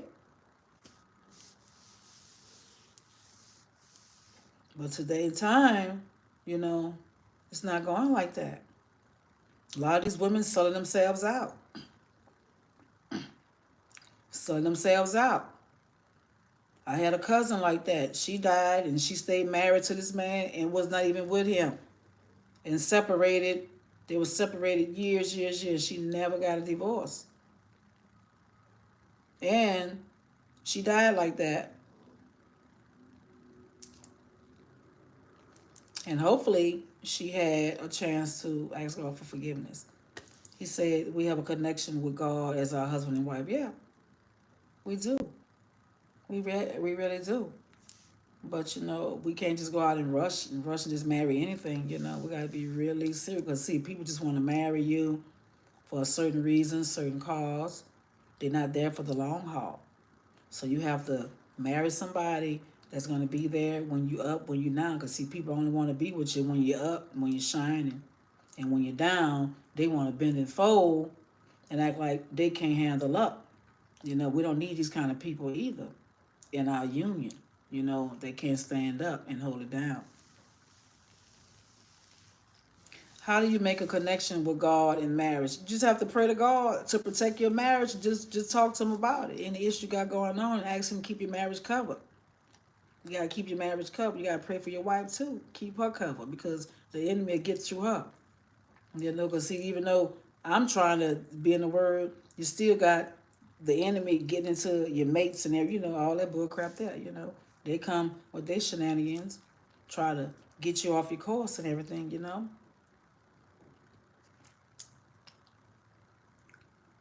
But marriage is something, you know, we all should strive for. You know, who want to run around Oldest those about my boyfriend, my girlfriend. But I see this happen. I knew a girl. It took that man, one of my husband's friends. It took that man 19 years to marry this woman. 19 years, you know? Who does that? Who puts up with that? But see, they get these women, and I don't like to talk about nobody. They get these women with their confidence is so low, so they have to put up with that. Because this wife wasn't no beauty queen, you know? So she would put up with that. The other one, she wasn't no, I mean, she wasn't no ugly girl, but she wasn't no body that you're going to be like, oh, she, you know, yeah, she's it, you know? And he the type of man, you know, he won't marry her. And he the type of man, he sleeps with anything. Anything move, you know, it's some men like that. Anything move. They have no limitations at all. They don't care. You know, so she deal with that too. And she's still in the wobble, in the mess. And she still got a bunch of health issues and problems going on in her life right now. She is my spouse, and I do believe that. Yeah, you better believe it. That girl is going. Last time someone told me, yeah, well, she was sick. Yeah, I bet she is sick. She gonna forever be sick. Long as she laid up in a sinful relationship and not even trying to get up out of it. And he already said he's not gonna marry her. Okay? Because you know what? She ain't the one. He just there, just to, and then he met another woman he thought was gonna be it. You know, but no, that wasn't it. You know, so he gonna stay there because that's his comfort zone. You know, she gonna stay there because she can't do no better. She gotta put up with that, you know. But when they know, hey, look, baby, look, we ain't gotta do that. We ain't gotta even play that type of game, boo. You know, see, but you got the confidence. A lot of these men can't take that either. Cause you know, I'm the one, look, I'll pack your stuff up and you can go be with that broad, boo. I'll pack the stuff up and drop you off and disconnect from you so quick. I promise. I won't be here crying, moping, can't go to work, can't function. I promise I will not be doing that behind you. You know? So you want that connection. Yeah, God gives you favor. You know? God gives you favor in a whole lot in your health and everything. You see, and this is why this girl got issues, her kids got issues, health issues, everything. Because she living a sinful lifestyle and she won't break away from it. She gonna die like that with that man 14, 15 years that will never marry her. Okay? We done had people come around, just got together, was the one out finna beat up at the party. She just came down from LA and married that man in probably about 2 years. And you've been with this man 14, 15 years, and he said he's not gonna marry you. Hey, night one girl, good to see you. Hey, Papa, hey, baby, good to see you too, baby. You know, but you know, these type of women that their self-esteem is jacked up. You know, when this man let some man tell me he's never gonna marry me, boo, I'm gonna be so far gone. After 2 years together, boo, we better be making some kind of something. We better figure it out. We better have figured it out. You're welcome, Power Wow, because what you would not be doing is stringing me along. Stringing me along. That's right. Proverbs 18:22. Who findeth a wife findeth a good thing and obtain favor of the Lord. Absolutely. Let me see, Raymond, what you say, baby. She is my spouse, and I do believe that. Yeah, I saw that, baby. I saw that. You know, so we don't want to get into this common law marriage bull crap. You know, want to find someone that's going to be there for the long haul. We don't want somebody marrying you because, oh, you got money or you got this or you got that. Thumbs up for you, name what? Oh, thank you, Power Wow. Thank you, baby. Thank you, baby. Salute to you. Love that. You know, we want somebody that's going to be there. You take sick, because God says sickness and health, rich or poor. And I've seen a lot of marriages fail for, you know, the wife. I had a cousin. She was married to this man for 22 years. He was the chief of police. Married for 20-some years, raised their kids. And guess what? He laid in bed with her. And he turned over one day and told her he didn't want her no more. It was always a pleasure supporting you. Thank you, baby. He said he didn't want her no more, boo. Picture that. Imagine that. I told the truth one above, the only one you read. You say, I always have a pleasure supporting you. I saw that. Okay, that's you. I told the truth. The one above, the one you read. Okay, hold up.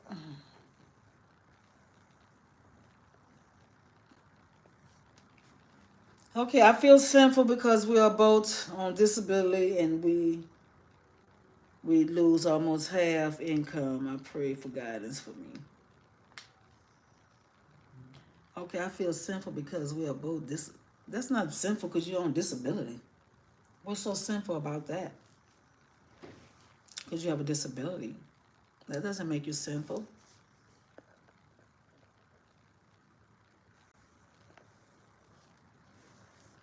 That don't make you sinful because you have a disability. What make you sinful is doing sinful things. You know. So, with that being said, I'm a work in progress. I'm a work in progress, and that go for anybody in the bushes, anybody looking, anybody. I'm not even there yet. God took care of all sin on the cross. Yes, He did take care of all the sin on the cross. This is why He gave us the power and authority. He said, if we marry, we'll lose half income. So it's money. I'm not responding to that, Raymond.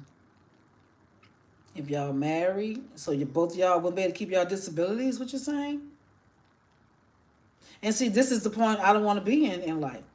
I don't want to be in a point to where I have to rely on a disability check. I don't want to be to that point. I want something passive income you're making all day, daily money coming through, you know. This is why, but I don't know what got the disability, but still, anything can cause. He said, no, they take out half a month. Oh, about almost half. Oh, wow. And see, that's terrible. That's why these things is designed to keep you in bondage because it does not allow you to move forward, because of that. So, uh, if y'all not married, then, you're going to perish for that. You're going to perish for that because of income. But I'll be thinking out some other kind of way to get some income going in, boo. We'd have to figure out something. Yeah, you need prayer. You need serious prayer. We all need prayer. I need prayer right now, boo. My struggles is real. My struggles is real. We all need prayer. I need prayer right now. I ain't gonna lie to you. I need prayer. I need hands laid on me. Everything right now, boo. I'm a work in progress. Remember, the foundation of marriage is love and commitment. Financial hurdles are temporary and solvable, especially when tackled together in clear communication. Absolutely, we are. You're right. But see, some people can't handle that. You know how many marriages been taken down because of financial issues, financial struggles? A lot of people on limited income don't get married because of loss of income, financial oppression. Absolutely. It's all oppression because God's plan is to prosper us all. He don't want us to be having limited income and lack of this and lack of that. So this is why we have to get totally in His realm so He can supply all our needs. God is a good resource transfer, absolutely.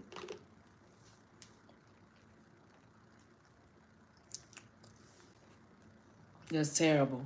That's why I don't like those systems, and that's why I don't even want to deal with a disability check. When I get ready to get not working all the way and which retire, I want to have a lot of money in my account. you know so this is why investing right now is real, and getting you something to create passive income. Even the digital marketing, that is a good thing too. And it's been like on my feed and on, and I say, oh yeah, this would make some money. This would, because it's not a physical product that you have to have, and everything is just digital. Just find something, you can make money and invest, because this is the way to go. You don't want to retire and be on a fixed income. I don't want to retire and be on a fixed income, you know. If I retire right now, even though I worked all my doggone life, it still wouldn't be enough for me to live and survive. And when I did work, I was a respiratory therapist. So my income was good. So, but that's not enough money for me because you still got houses it costs, apartments cost, everything costs right now. Trusting in God is our only source and anchor. Requires faith, which is the foundation is meaningful relationship with Him. Faith is about believing in His promise, even when circumstances are uncertain. Yeah. It reminds us that He is in control, providing guidance, strength, and blessings and perfect. Absolutely. Absolutely. And see, a lot of things happened in my life. I thought it was, real bad. But I was like, no, God, I thank you for that because that increased my faith. And I see that made me really realize God is real. Even though I always had, knew He was real, but, had be having doubts about, but why this happened? That's just Satan implanting things in you and want you to turn away. I just didn't want to come off as unworthy man. No, you're not unworthy because you have a disability, baby. That's not because guess what? We're all the same in God's eyesight, okay? And guess what? When we close these eyes, God's gonna judge us all. I don't care what you got going on in your life. You can be rich, you can be the poorest. It does not matter. We have to stand before Him and account for every wrong deed, okay?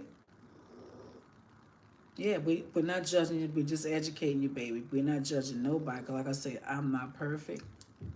I'm not perfect.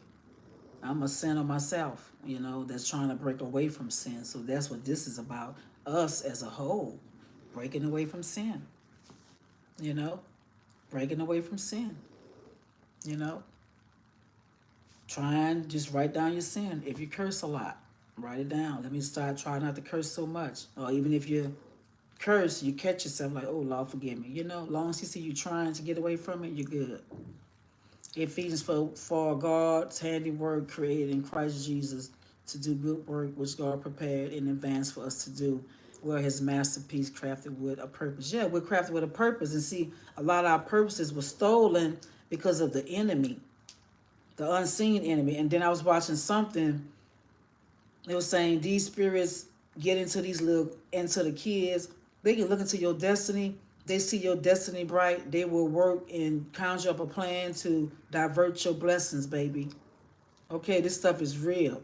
And this is the spirits that we can't even see that's operating in our lives. Okay? They come because God has a purpose for everybody. Why do you think people have skills and talent, different skills and talents? God give you that to use. Okay, God's plan was to prosper us, but the enemy, he wreaked havoc and he roamed about the earth. Once God kicked him out of heaven for being rebellious, he kicked him out and let him roam the earth. And so Satan's so mad at God, so he's like, okay, well, I got kicked out of heaven. I'm finna go wreak havoc on your people now. Wreak havoc on mankind. So this is why he roaring about wreaking havoc in lives, causing people to get jail time, causing people to get anger, get lined up, go to jail, get 6 feet under, do dumb stuff. The enemy. A lot of things like you see people doing repetitive wrongdoing. Sometimes that's the enemy operating in them because this is what they want to do. Have you doing dumb stuff? It happened to me. Had me doing dumb stuff over and over, knowing what, what I'm saying, doing dumb stuff. It was the enemy operating in me. Yeah, we all have real struggles, baby, but guess what? God will get you through it even when it don't even seem like it. You understand me? You still have to stand firm and just fight them struggles and fight these battles, baby, because guess what? It's going to be a blessing in the end. That's what Satan wants you to do. Turn away. Oh, look what you're going through. Oh, where's God? Look, Satan, go sit down. Go find somebody else to play with. And this how I talk to him. Find somebody else to play with because you ain't finna get nothing cracking here. I don't want to hear none of that because I know God's word. And I know the book of Job and what Job went through. He went through insurmountable struggles and trials, but he stood firm. And guess what? The devil wanted him to turn his back on God and curse God. He said, oh, no, no. Even my trials I done went through, I still stayed firm. I didn't say, oh, God, why you let that happen? No, I knew it was the enemy. And guess what? I let the enemy line me up to do it. You know, these struggles are not as half as bad as the struggles you say. Yeah, but stay prayed up, man. I'm telling you, it's your only weapon. Put the armor of God on, the shield of God. Because guess what? The enemy, he'll have you losing your mind, going in circles. He'll have you taking yourself out. He'll have you jumping over the next bridge, off the next building. And you know what? Something else came up too. And this is why I know God's so real, because everything I be thinking, he be putting in my life. Everything, experiences happened in my life. Like I was watching something say, when you had dreams of you falling out off a building, that was an attack on my life years ago as a youngin'. I had dreams of like falling off of buildings. This was the enemy attack, and this is how they come. They was attacking me young, from a young age. I'm talking about 12, 13. That was an attack from the enemy. When I had dreams of me drowning in water, that was a water spirit trying to be implanted in my soul. So now see, a lot of stuff happening to me in life is making sense. And now I'm like, oh God, thank you for the vision. Now I see why I was having those dreams. That was witchcraft being implanted into me as a child. And that's why a lot of struggles I had as a child and things I went through as a child, it has been implanted. See, my destiny was bright, great, everything. Somewhere in the midst, it got diverted, with wickedness. And it can happen because when they can see into your future right now and know if you're going to be a wealthy person, if you're going to be blessed with this, that, they can see it. And they know that, they tap into it, and they steal your destinies, okay? It gets stolen. You can be pregnant with a baby. And guess what? They can be plotting on that child. When it's born, tap into the destiny and everything. So this is why you got to keep your kids prayed up too. Okay? The enemy is real.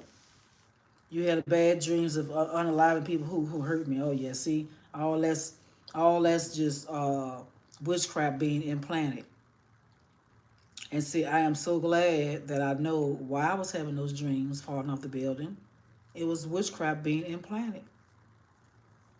Okay, from a young age. I didn't know.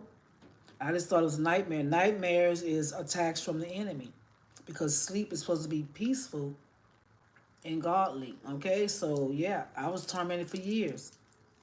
So real, keep on keeping it real. Thank you, God is good, baby. Thank you, baby. Yes, I want to keep it real. You know, this is why I know this stuff is real. Okay, baby, go back to work. Check in with me next time. I'm be getting off of here soon too. God showed me a lot of things that happened in my life. Now I see what's going on now. You know, I didn't know what he was talking about. Unseen forces in the heavenly realm. He's talking about Satan and his minions. He's talking about the raging war between God and the devil. It's raging war. God's angels stay trying to protect us, keep us. This is why we here today. This is why we dodged that bullet, dodged that accident. This is why we got a lot of situations in life. But we can't give up and curse God, because guess what? If these things is going on, it's because we allowed it into our lives by picking the wrong people, making the bad choices, wrong choices. One day, I'm telling you, God's so good, I woke up to money in my account. I'm like, where does money come from? And I'm like looking at the transactions, like, look, I'm not finna question it. I'm not finna question it. I'm like, what the hell? So stuff like that get to happening too. When you staying prayed up and you rocking with God, boo. I'm like, what the hell? I'm looking at the transaction, how I got there, everything, and I couldn't even find nothing. I'm like, God is good, baby. God is good. Maybe the bank owed me that. I don't know. But right now, I couldn't find where it came from.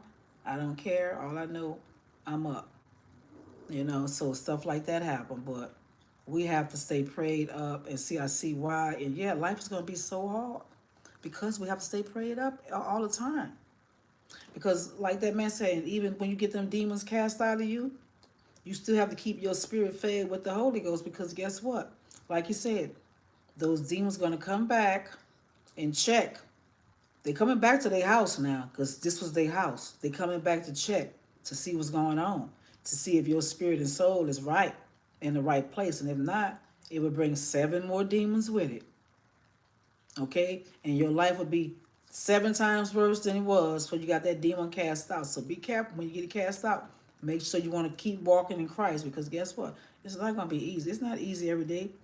Having to stay prayed up. It's not, but this is the only way to fight the enemy. And it's sad we have to live like this. This is sad we have to live like this. It's sad. I'm like, Lord God, life is so hard, Father. We got to stay prayed up. We got to pray without ceasing, because if we don't, the enemy is going to take us down. The enemy want to see you jobless, homeless, without nothing. That's the enemy. That's not of God. God's plan is to prosper all his children, but the enemy plan is to divert God's blessings for you. He wants you to have all these failures in life because he know God has a bigger promise and purpose. But guess what? The good thing about it, and thank you, Father, everything that the enemy took it and stolen from you, you're going to get it back when you realize what's going on and why you're not elevating in life, why you at a standstill in life, why you're not growing in life, why you keep having setback after setback after setback. Is something more sinister going on. It's not nothing that you have control over. But thanks to God, his word, baby, them demons will flee and them demons will go, because they cannot live where the Lord resides, okay? They're not going to live in that temple, okay? See, when I was out of the will, yeah, witchcraft was placed on me easy. They can get to me. They can put stuff in my food, but now I know I'm not eating from nobody. I'm not finna be amongst a bunch of people that I know really don't like me. Why am I here? Why am I here, Lord? I'm here for a reason to help others and move on to the next in lives others. And that's it. And that's all I'm here for. I'm not trying to convince nobody that, hey, I'm none of these old false prophet pastors out here. Because guess what? My word gonna get you to the kingdom of God. See, these churches, they gonna get you to the kingdom of darkness. Okay? They're not gonna tell you, hey, you ain't crazy, you got a demon in you. That depression you're going through is a demon trying to take you out. Those voices you're hearing in your head, it's a demon trying to take you out, because they want you to come to the other side. They want you to come to the dark side. They're not gonna tell you that in church. They're not going to tell you nothing about spiritual warfare, the spiritual battles you're facing from the unseen demons. So that's all I'm here for, to enlighten people. Let them know why they're depressed. Why you got alcohol going on in your body all day, every day. You know? Why you don't have no money. Why are you in poverty. Why are you facing sickness in your body and challenges in your body. You know? Why? It's something more sinister going on. And if you don't get a hold on it and get a grip on it, you're going to die like that. So my thing is to wake people up and let people know, because, you know, spiritual warfare is real, and this is what I dealt with. Okay? This is what I dealt with when I realized my life wasn't going nowhere. I felt like I was stuck. Everything I was doing, it was failing. It was all another force. It was all people hanging around me too, wishing bad on you endeavors. This is why God said, just keep your mouth shut. Don't say nothing. Don't tell nobody nothing. Just let it happen first before you get the yapping, because you know what? People don't want to see you win. They don't want to win. They don't want to see you win. You know? So I was dealing with a lot of that, and it was happening. I wouldn't even eat. They wanted my looks because I was so good looking. They wanted to take my looks away. They wanted me to stop eating. They wanted to take my appetite away. They wanted to inflict pain, stress. They wanted me in a relationship I didn't even want to be intimate with. I didn't even like him. Didn't like the sight of him no more. You know, the enemy is real, boo. The enemy is real. You in something, you just hanging on just to stay married. You know, but no, don't be miserable. Don't be miserable. Just break away from it, especially if it's not working for you. You know? So yeah, I was under serious attack, you know? He didn't think the women around me was envious and jealous. Why wouldn't they be? Why wouldn't they be? Why wouldn't they be envious and jealous? Why? Because most of them hearts ain't right. Most of them out of the will of God. You know? You know? I'm not the one that when God was passing out discernment, I was right there in front of the line. Like, I'm right here. Where's my discernment? Where's my discernment, Lord? And see, everybody don't have it. You know, everybody don't have that spirit of discernment. You know, I can look at people, feel them. I feel if you're a good person or you just wicked, you know. So this is probably why I'm still here today. I done ran across, some bad men, but they didn't take me out or nothing because I know the ones that's really crazy. It's gonna either be me or you because I'm not gonna let you take me out. So I won't even deal with that or pick up nobody abusing me, doing me that. I'm not gonna do it because my nerves too bad, my patience too short, and I'm gonna do something I'm gonna regret. And see, I don't want to do that. So I don't even want to associate with people that's not of God and don't have nothing to lose. And see, a lot of people don't have nothing to lose, you know? And you could not convince him that, hey, these women are jealous and envious. I don't care what you see, what you think. They are envious, they are fake, they are fraud. And see, I'm the one who would tell my man that. If I sense the broad is fake, she's fake. Okay? I don't care if it's your homeboys or wife or 99 years. She's fake. She's a fraud. She's already been exposed. She don't like me.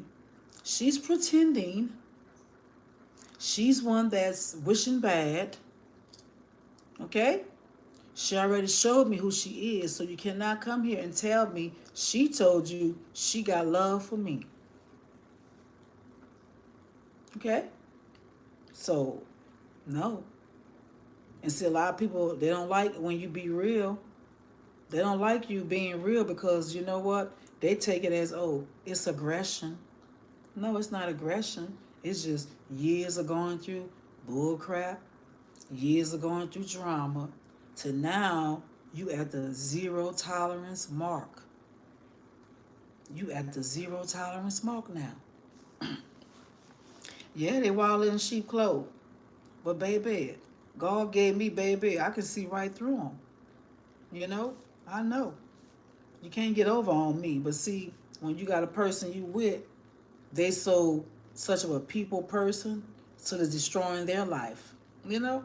Ain't nowhere in the world I'm gonna let no friends, ain't nowhere in the world I'm gonna let nobody make me lose my 16-year marriage of a woman that I know gonna have my back, was there with me when I was down, out, didn't have a damn thing.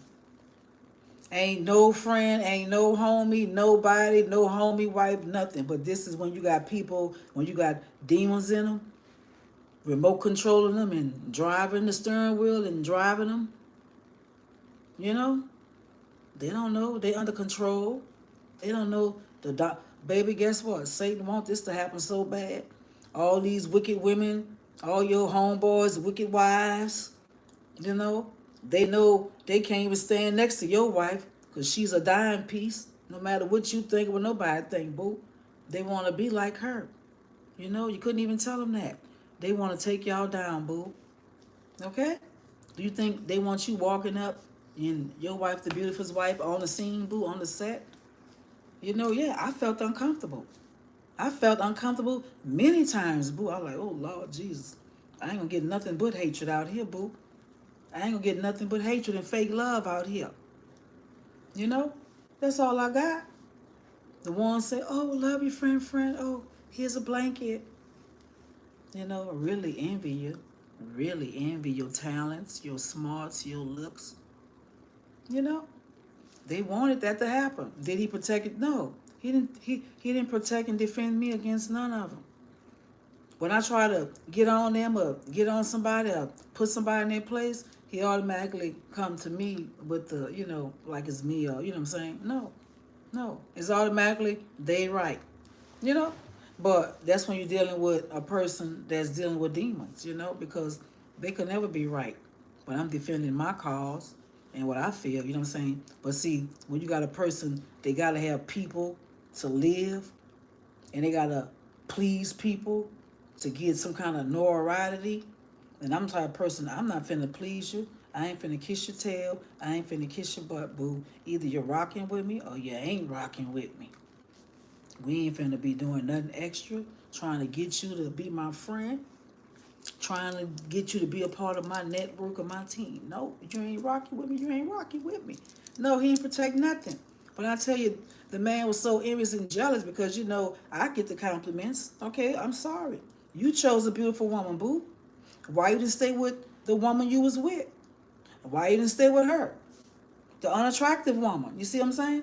They want this, but when that woman gets the attention, and they not getting it, it's like, oh, then they say like, oh, you like attention. No, baby, I just get it. I just get it. Okay, I just get it. I can be skinny and get it, and I can be thick and get it, boo. It don't even matter.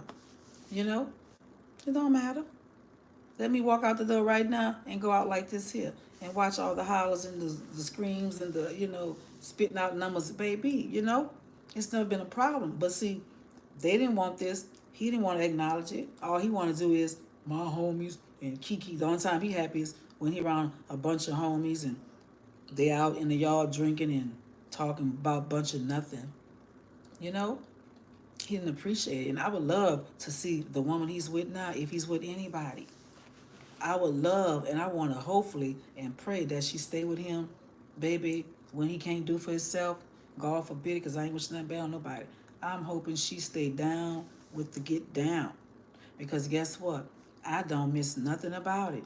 Because the last thing I want is a ninja on side of me that's not even attractive to me. I'm not even turned on by you no more. I'm just only dealing with this because I married your dumb self. And I'm just about, if I'm with you, I'm with you. And I'm going to ride with you when you don't even deserve it. You know what I'm saying? So no, he never stood up for me. He never did nothing that was right. He didn't put his God first, because you're supposed to put God first, then your wife, then you, and then everything else fall up under that. Okay? They get it twisted. They put themselves first, the outside first. Okay? Guess what, baby? Because guess what? I have no problem with no man laying up under me, boo. You understand me? See, when he had his back turned and mine was turned, baby, I wouldn't even worry about it because all I was doing was, baby, look, praying you away. Because I know, baby, I got men been chasing me for 15, 16 years. Want to be with me today. Today. They'll drop everything. They'll drop any woman they with, and that's on everything I love. If I told them niggas right now, look, I'm going to go and give you a shot. I know you've been chasing me for 16 years, ninja. You ain't never gave up, and you always wanted to be with me. They will drop the woman they with right now. I promise you they will, boo. Okay? To get with this, boo. All right? So that has never been a problem, never been an issue. Even when people was talking about, oh, my weight, baby, my weight still was getting, I still was in the top 10. I was like, shit. I'm slim, sexy, still getting hollers. They can't take it. They can't take it. Grandma said, I believe that. They can't take it. Even a hubby. He's so used to him, and I'm not putting nobody weight down because everybody was born the way they was born. But when you used to, something different, you can't have that. But, like I told baby, look, I have no issues, no problem. And if that's your problem, boo, you can tell your butt because guess what? One thing about it, two things for sure, three things for certain. Weight, you can get up. But see, when you're dealing with a hit face, a face that you cannot even erase and do nothing to it to make it better, you ain't working with nothing, boo. Look at me, boo. Look at it. You see how easy it is to just get the weight up? I ain't got to worry about an ugly face. So you sitting here worrying about something so minute, and don't even know part of my stress is you. Part of the reason I don't want to eat is looking at your hit face every day. He said, you look so much happier since you left that marriage. Yes, baby, so much happier. Who wants to be with somebody you despise, he despised you? Baby, let him go. Let him go, because your girl, baby, like I said, it's up from here. It's up from here, baby. I know I'm looking better. I know I'm looking better. My skin is lighter. I was in darkness because I had the witches. I had him. He was wishing bad on me. He was so envious and jealous. Everything I did was so wrong. And the same person, one of his homeboys' wives, one of his homeboys will do it. Oh, it's okay. It's kiki ha ha. See, this one you got the enemy working against you. Okay, but what's good for the goose is good for the gander, boo. So a lot of them just got saved because, I was just trying to keep peace. But a lot of them, and I was in the world then, if I was really not with him, a lot of them probably would have got their whole teeth knocked out their mouth for playing with me, for playing on my top. But, you know, I done got away from that. And that's why I'm not going to even deal with them type of people. Because normally, I would have told her, girl, look, you ain't been speaking to me, don't even speak to me. But, you know, that's his homeboy wife. And he's so in love. They so, you know, I'm glad God made me where I don't need man to be happy. I don't need a bunch of friends to be happy. I can rock in this world and be solo because I am a loner. And I am glad. I don't need friends and a bunch of fake fraud people around me to make me happy, boo. I am so glad, God, baby, I can be alone and don't need the company of nobody. I don't need no bunch of women to hang around. And I wouldn't even hang around no bunch of women because I don't even do women like that. Because I know the flesh is weak, you know. So a lot of these women, they happy right now. You know, they happy. The woman he probably with right now probably look like crap. I bet you she ain't walking up on the scene and everybody checking her beauty out. I bet you. And you know what? A lot of this, you know, and it wasn't even the males. It was their wives. You know, it was the wives, okay? The wives was trash, okay? The wives was trash. They wish they could dress up and look like this. And that's what I say. When you got it, you got it, okay? And that's just what that is. When you got it, you know?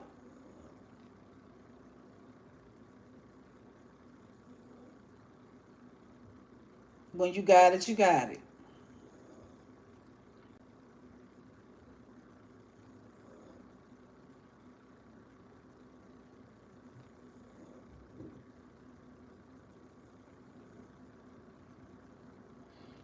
See, this is what I be talking about. They go pick up trash like this. So when I left him, this the scallywag he went and picked up, right?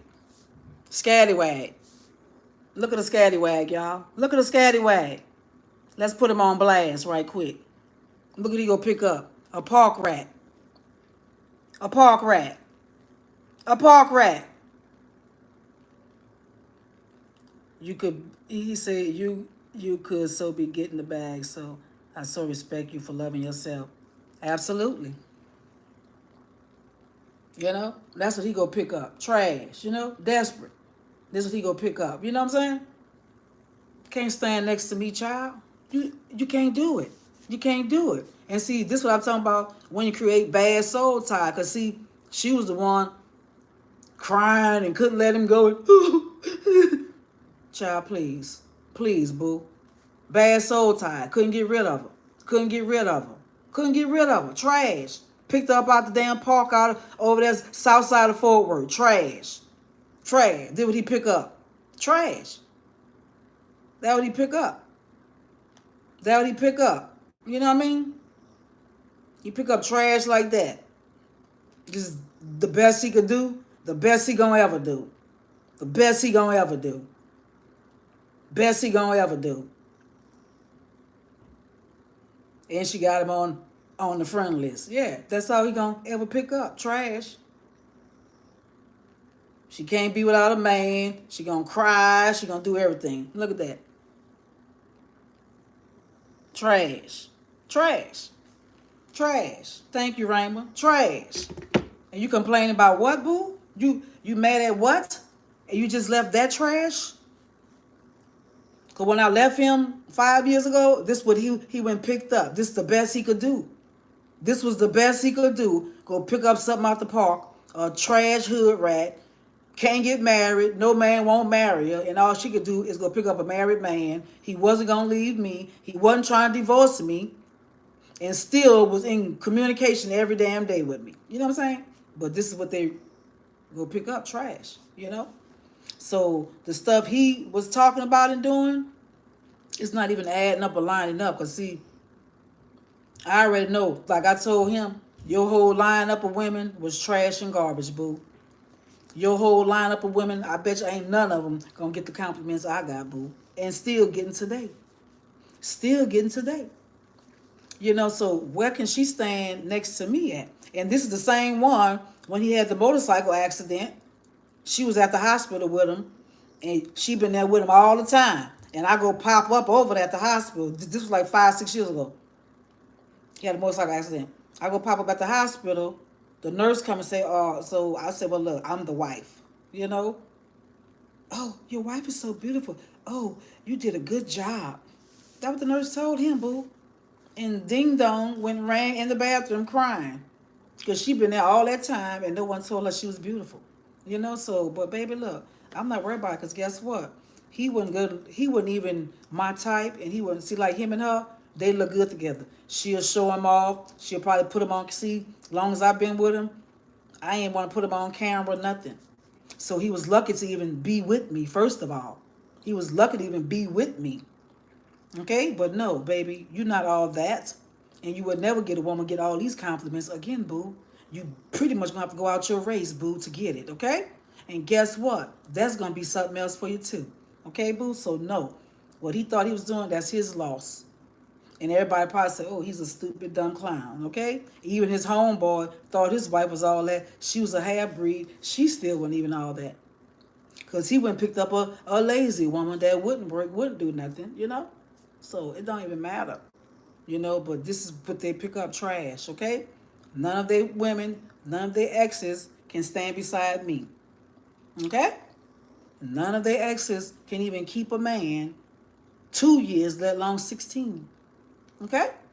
So, baby, I just say, you know, let him go on, do what he do. Let him go on. You want him, chasing him, whatever, you can have this little shrimp.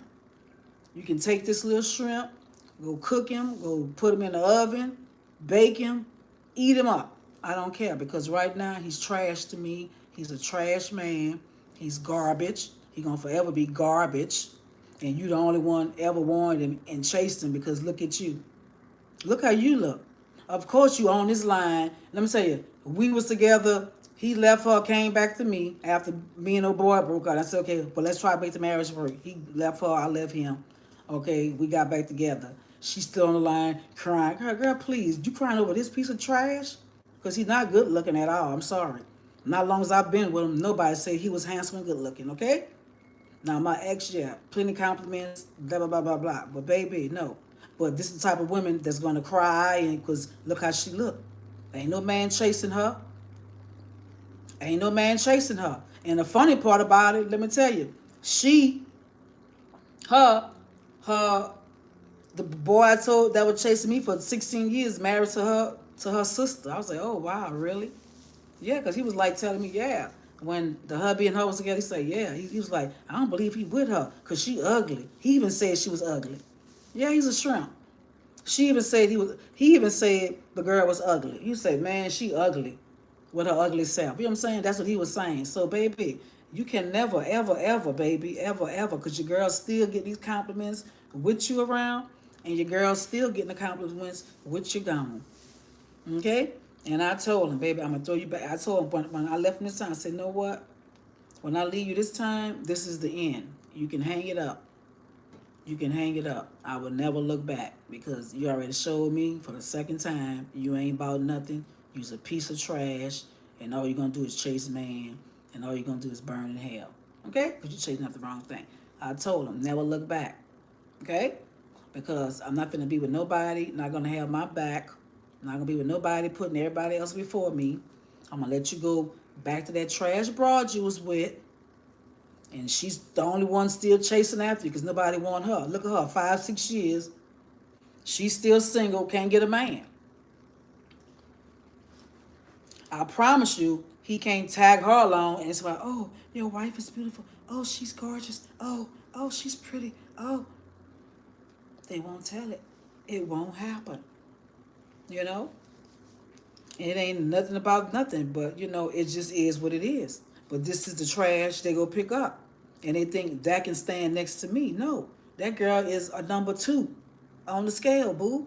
She could not be nothing. And if I was a man, I wouldn't even look at her.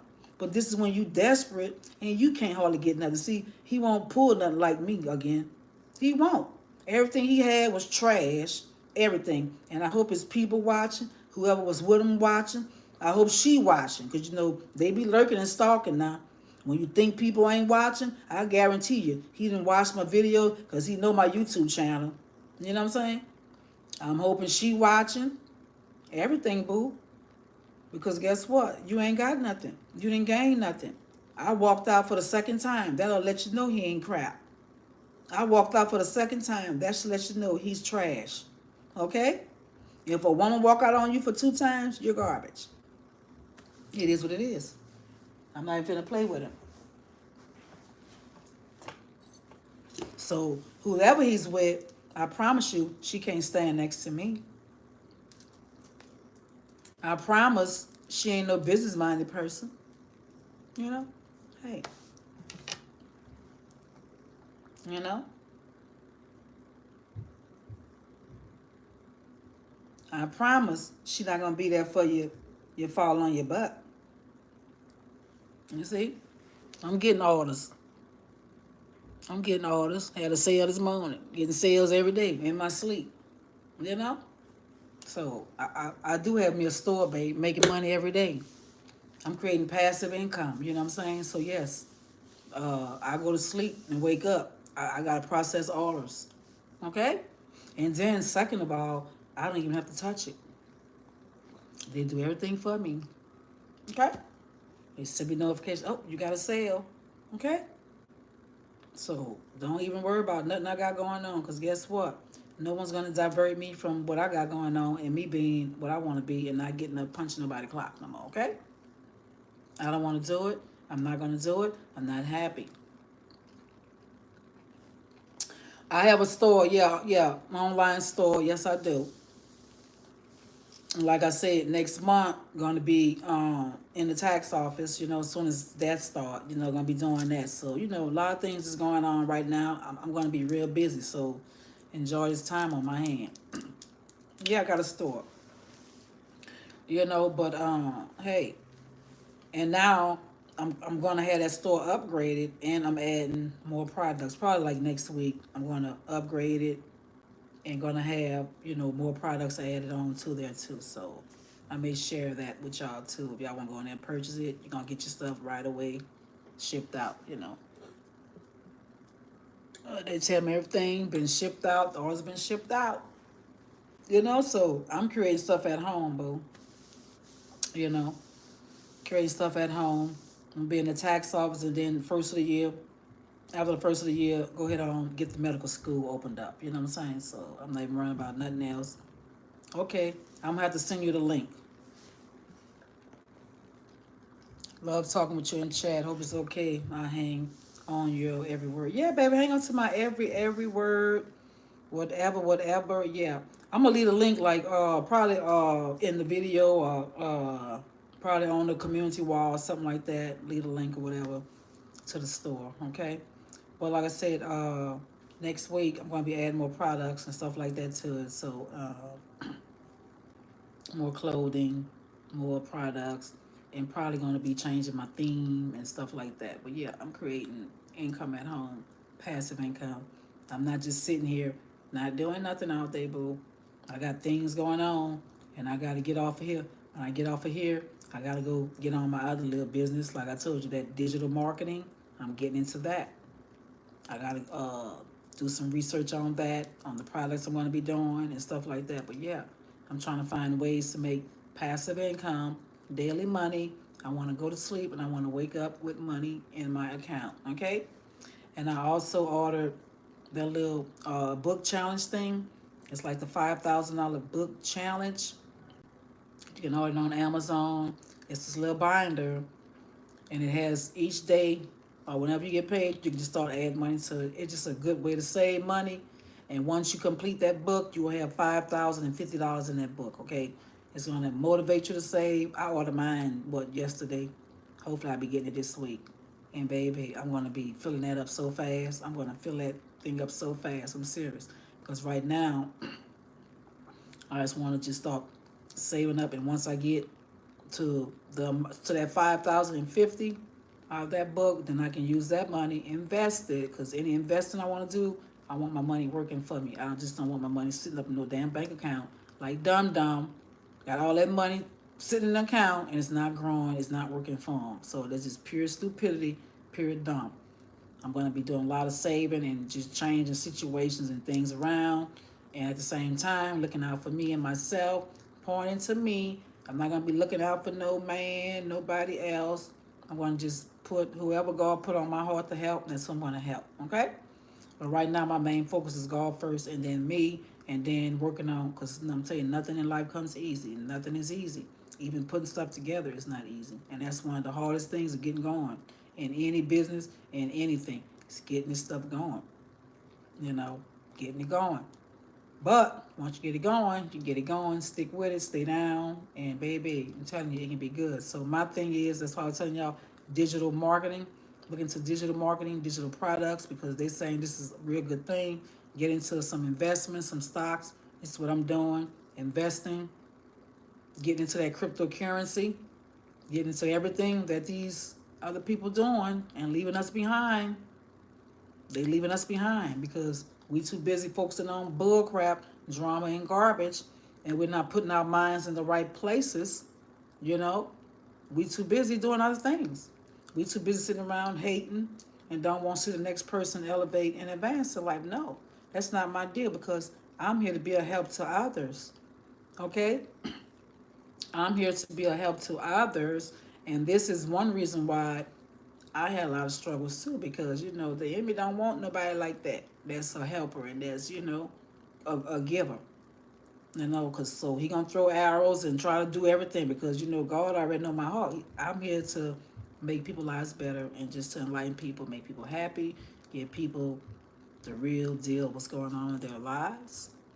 I'm not here to please man no more. I done that. I done tried pleasing man.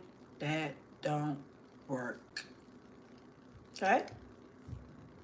No. You tell them, prove yourself worthy. Prove yourself worthy. And see, this is why we don't jump into relationships. We don't just go meet somebody today, lay in bed and say, oh, y'all together. No, you don't even know this person. They don't know you. We can't operate in the flesh. No. Let's get to know each other. Because right now, what turns me on right now with a man, it's the mental. Where's his head at? So when the man come at me with the mental, you might get my heart. Okay? You come at me with the flesh, you're not going to get nothing out of me. Okay? And that's the reason why a lot of these men that has been chasing me for years, they coming in the flesh.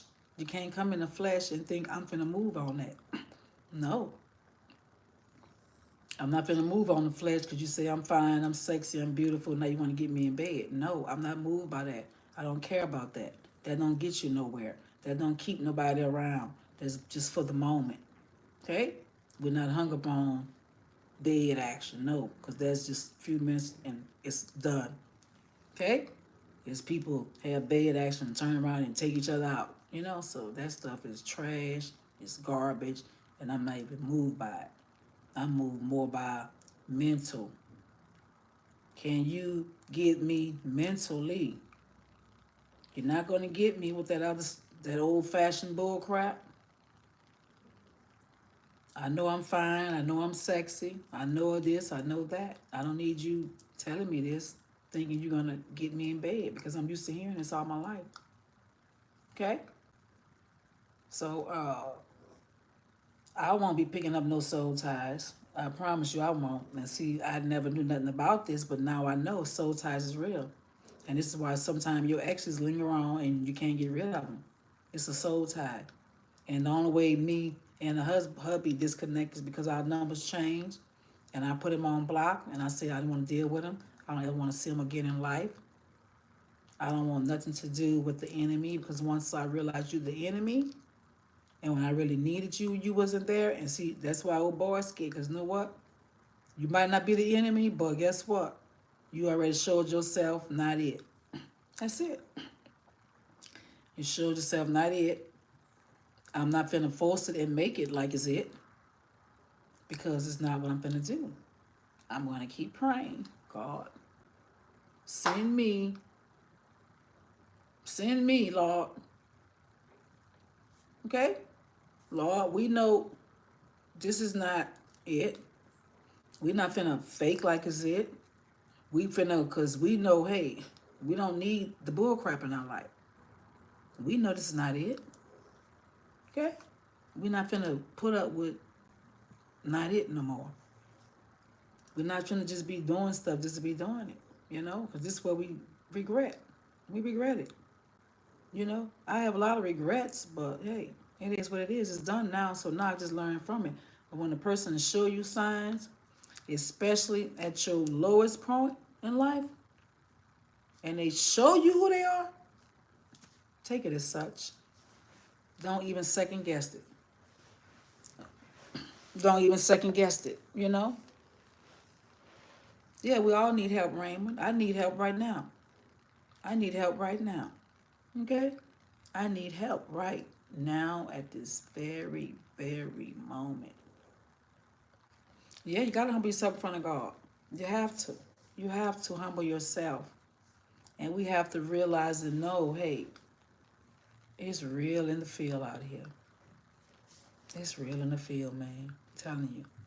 And if you don't put God first and make him a part of your everyday, I'm telling you, you get taken out the game so easy. I'm telling you. You miss your blessing, boo. And see, I know I missed my blessing because when I left that marriage, it told me a lot of blessings just went boop.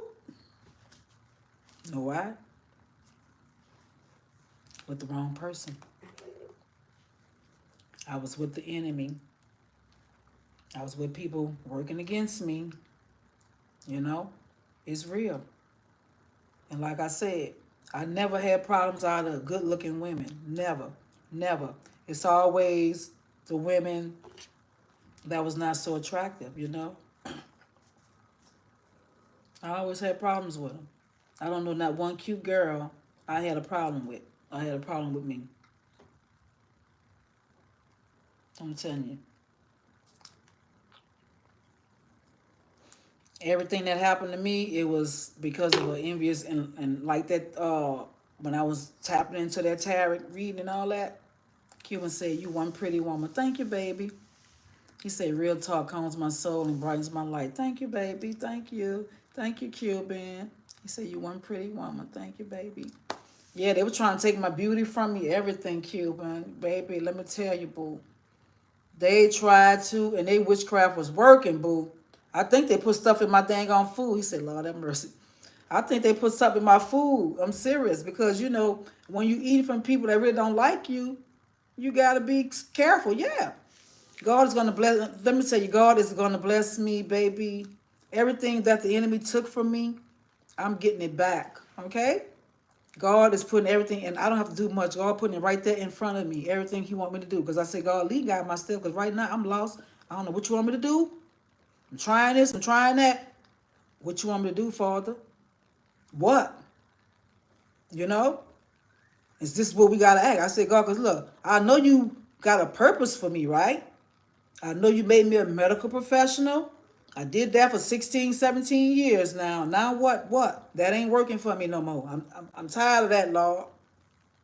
I want something more. I want something for myself. I want something, you know, to call mine. I don't want to dance to nobody else's music.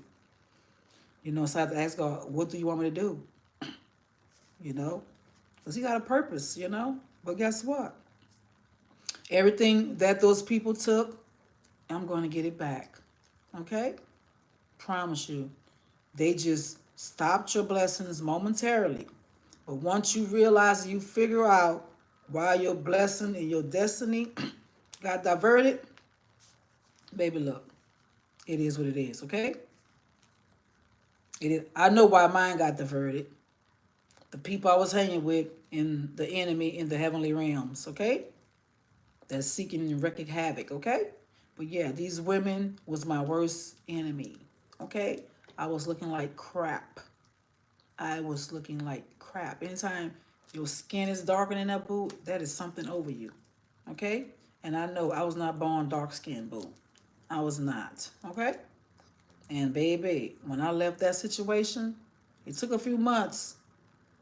There was something on me. I don't know what they was praying on me or wishing, but like that tarot thing said, when I was dipping into that, I didn't know it was out of God's will. But now I know, so I don't mess with it. I'm blocking them people because see, while you looking into them, they could be still putting curses on you. You heard that about the skin? Yeah. The skin was, you know, looking bad. You know, I don't know. The women was just doing all kind of stuff, man. I'm telling you. Just sitting in their presence, eating from them. I don't know what they was doing. But whatever they was doing, it was working. And God told me one day, do not eat that food. But they had my name on it, boo. And guess what? I woke up. I did not eat that food because see, God started putting stuff in my head like, look, don't eat that food with your name on it. Especially once me and him got into it, when on the same page. Okay, I ate the food, had his name on it, okay?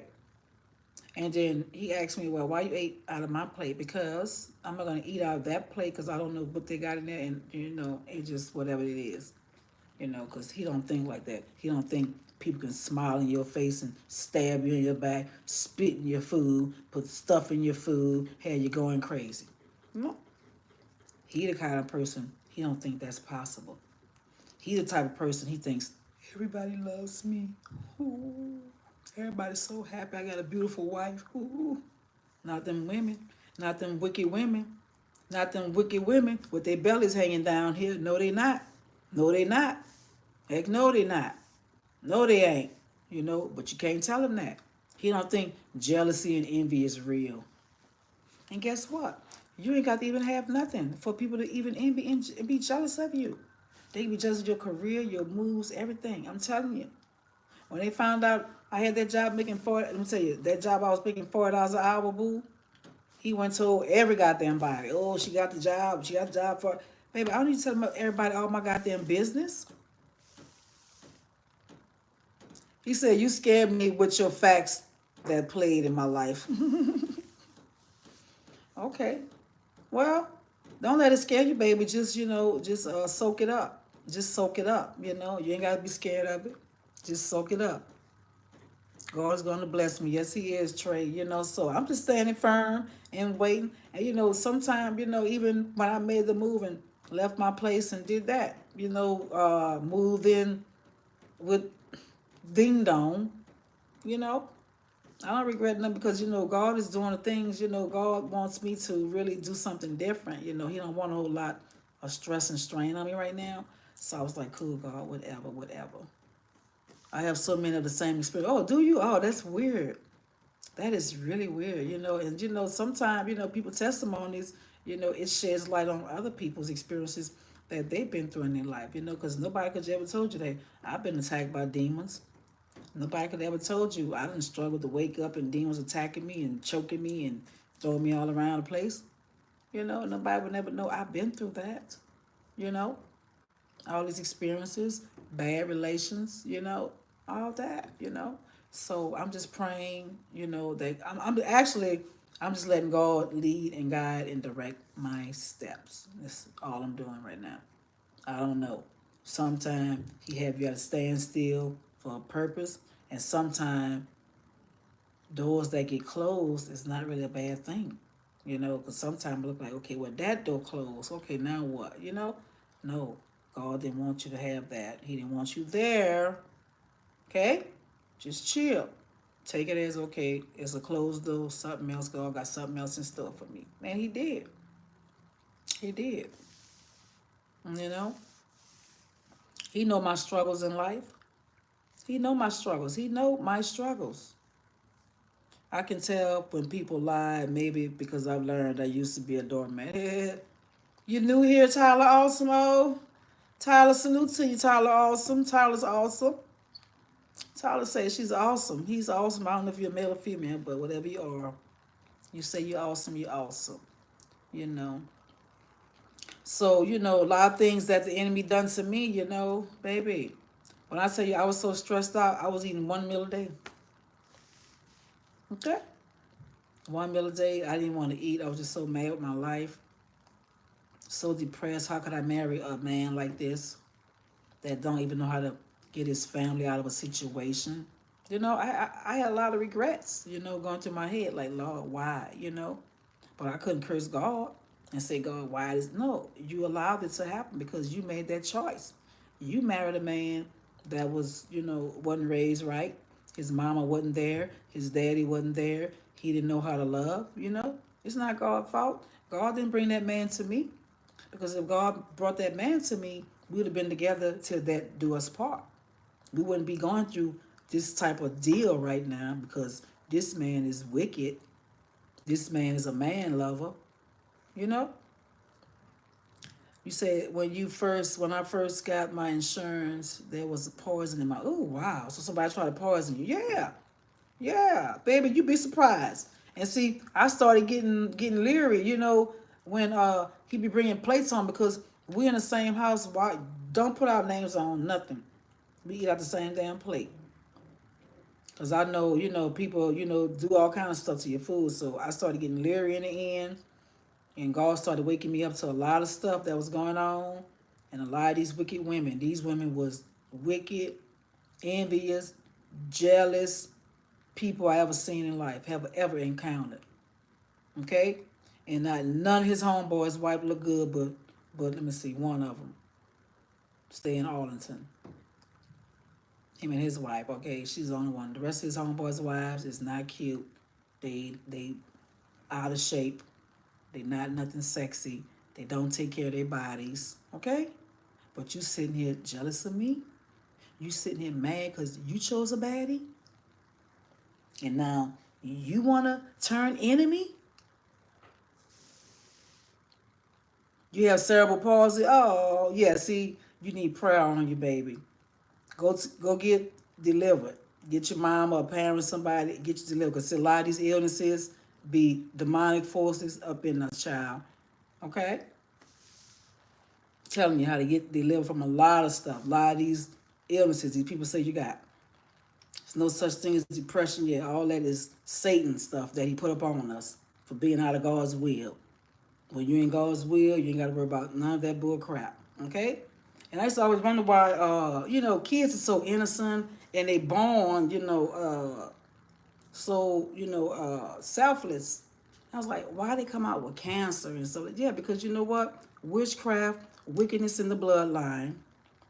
Yeah, stay strong, Tyler. Wickedness in the bloodline, demonic forces, okay? Because these kids are innocent, They come out and they have all kind of, it's wickedness down that line, and it's just curses. Curses, okay? Curses is real, and it's why we have to break them. Hold up, y'all. Unplug my phone. This is why we got to break them. Because if we don't break these curses, they will fall into your next generation, okay? So this is why we see a lot of people with a lot of the same issues in their family, Because, it's curses. It's curses. Curses is real. Why you see people, families, got a bunch of alcoholics in there, The daddy alcoholic, the mama alcoholic, It's curses. Or the mom was a drug addict. Not all the daughters drug addicts. It's curses, You have to break it, especially if anybody pregnant and having a baby. Get your baby prayed over, child. Because these spirits, baby, is real, okay? They got a hold of my tail.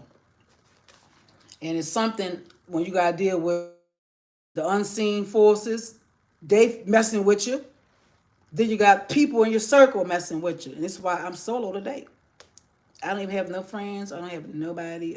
It's just me and God and my family when they're around.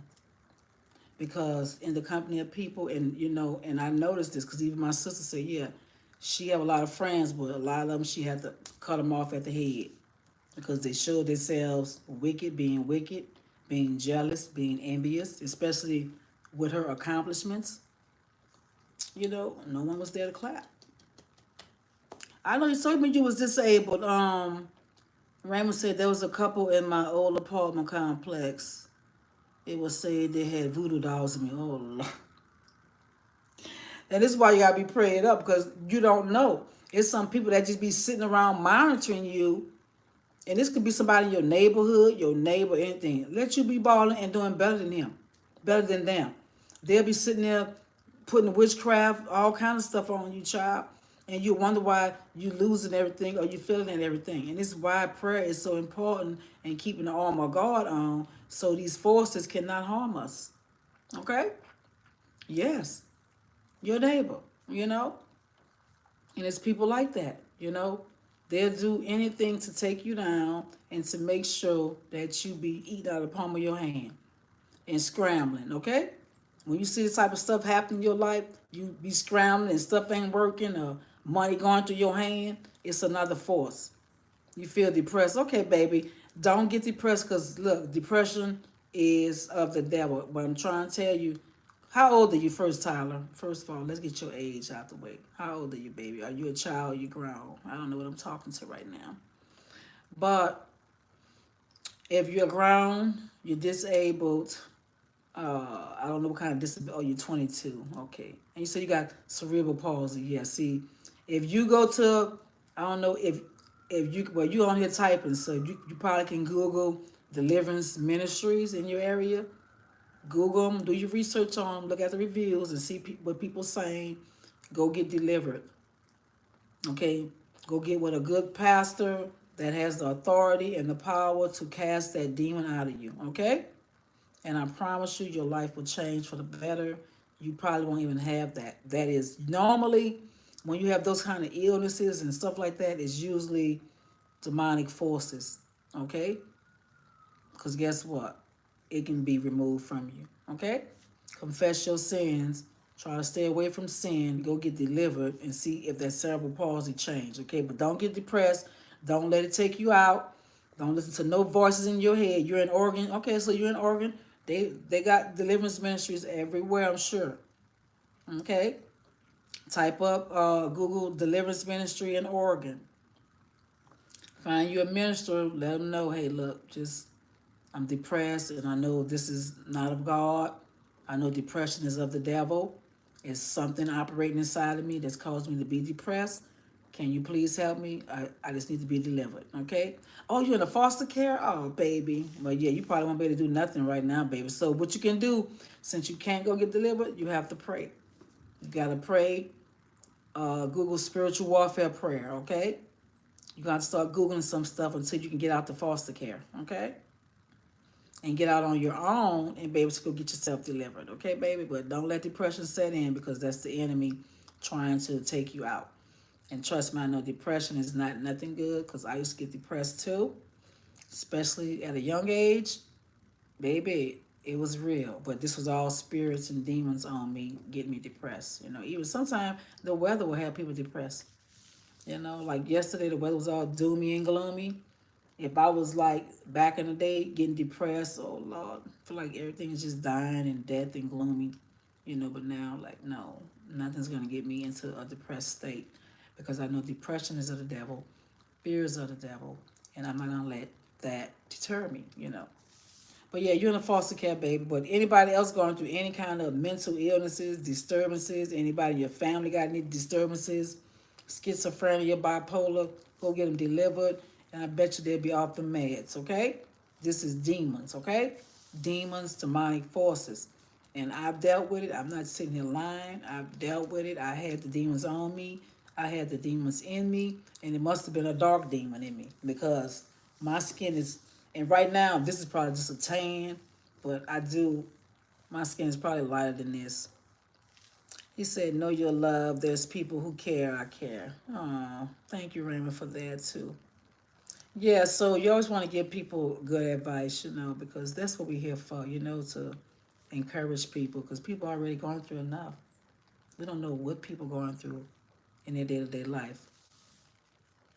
Yeah, it's some prayers on my community wall. I'm gonna add some more prayers on my community wall, and I'm gonna put some stuff on there you can pray to get any demons up out of you and curses that's been put on your life off of you. Okay, only one can do this is God.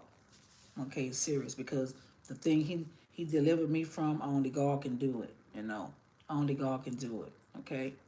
So, but when you know it's something going on and it's just not, you know, normal, then we have to take it up to God, okay? But with that being said, once you do get delivered from whatever you're going through, you got to stay prayed up and keep feeding your soul, okay? Keep feeding your soul. A lot of those prayers, the fourth watch prayer, the third watch prayer, uh, you can pray, especially why prayer is so good during the midnight hours is because everybody's asleep. Your prayers get answered more, quicker, and faster.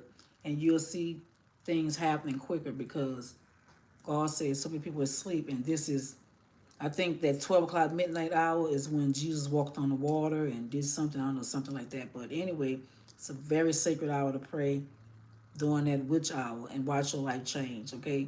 But since I've been doing it, things have been really been changing for the better in my life. Okay, midnight. If you can't do midnight, you can do 3 o'clock, whatever, But you gotta pray. So my thing is, I need to be praying all day, but that hour I want to pray because this is when the enemy, the witches, the warlocks is up. They up at 12 midnight and they going out on their assignments and they wreaking havoc on people's lives. Okay? Yeah.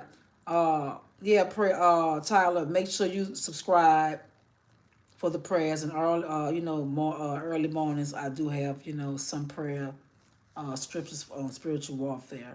Okay, and I'm gonna post a few on my community wall. Some real serious prayers that's gonna have you binding these demons, binding them. And I mean, baby, they ain't gonna be able to do nothing but flee from you.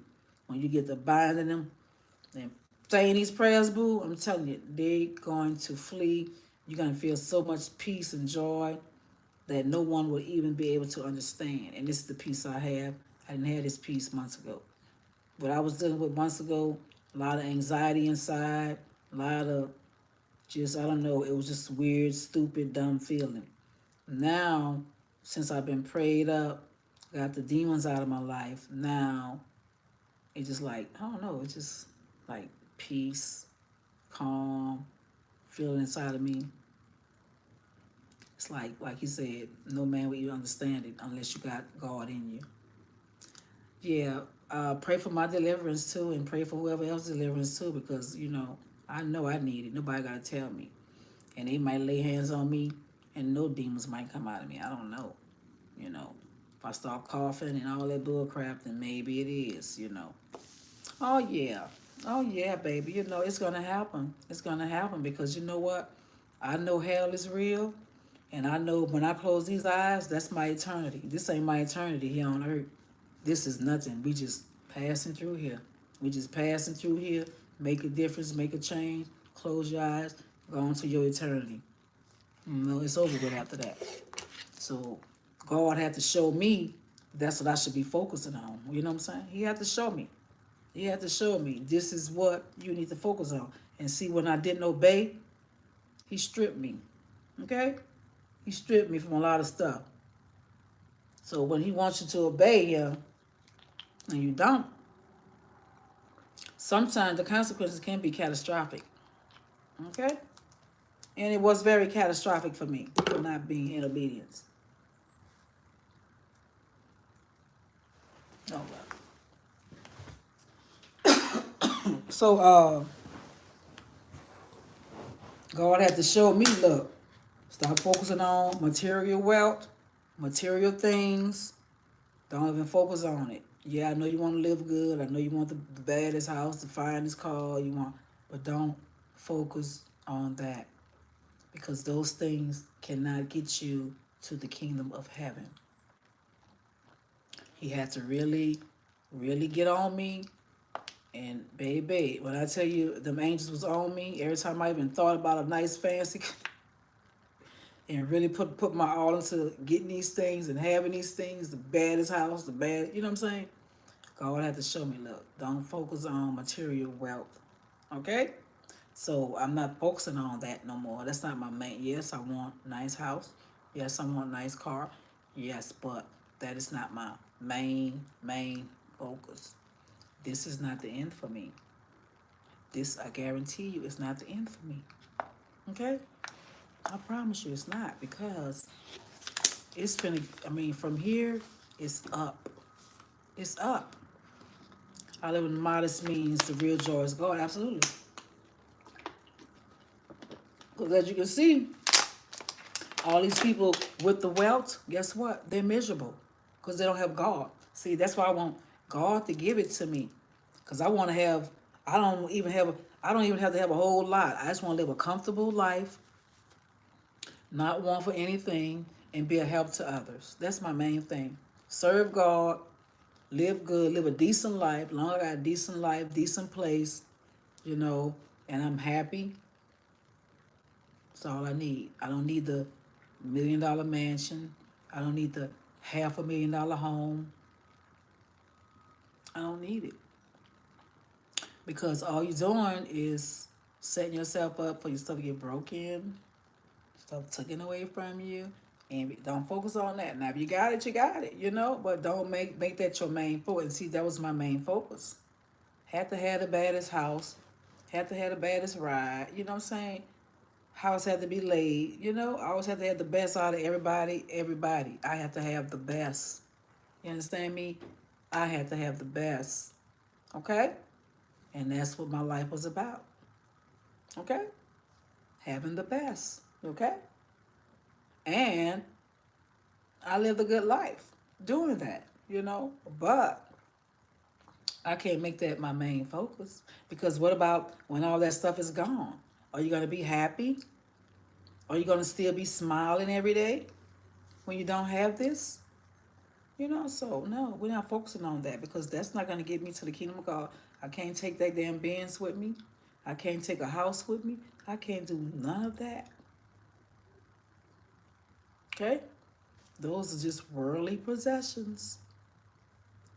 And see, a lot of black people, this is what they do. When they get wealth and money, they go straight to worldly possessions, worldly things, spending all this money on bull crap.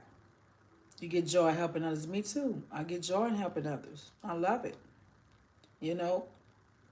And see, a lot of these people with wealth, they helping the wrong people. Now, why would, I didn't tell y'all, Tyler Perry, before he laid hands on T.D. Jakes, he donated $1 million to him. Why do T.D. Jakes need $1 million donated to him? Why? You know what I'm saying? They worship the wrong things and help the wrong people. You helping somebody that already got millions in his account. Yeah, sat there and wrote him a check, didn't lay his dirty hands on him, and caused him to have a stroke the next day probably. You know what I'm saying? Or a heart attack with his wicked hands, okay? With him putting on dresses and skirts and all this here, Tyler Perry. What do T.D. Jakes need $1 million for when you got all these people in these cities homeless sleeping under bridges and trees right now? You know, they use their money in the dumbest, stupidest ways. You helping a man with millions of dollars. T.D. Jakes don't need your money. Tyler Perry, the cross-dresser. And like God said, these people would do anything for wealth. You know, at some point, you have to keep your integrity. You can't put on a dress for money. You can't put on a dress. You can't lay in bed with a man for money. You have no integrity. You have nothing. You are a loser because you will fall for anything and then lose your soul in the end. You putting on dresses and acting like a woman, all this. No, God not. And that's why a lot of these people is going to perish and be in outer darkness when they die. You don't give this man no billions of dollars, and you got people out here hungry and homeless. You could be out here using that money. He could have took that $1 billion and did a raffle and helped some dang on single moms.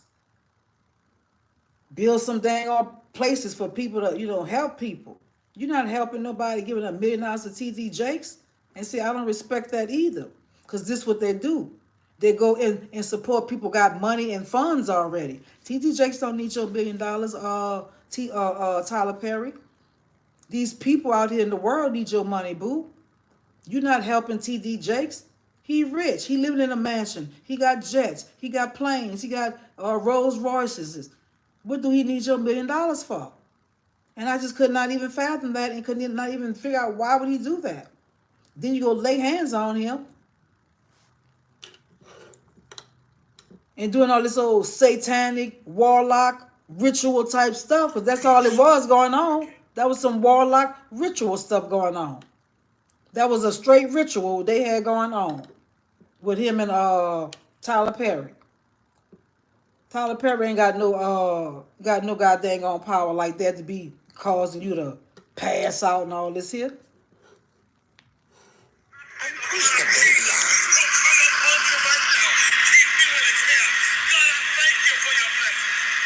What the hell is this?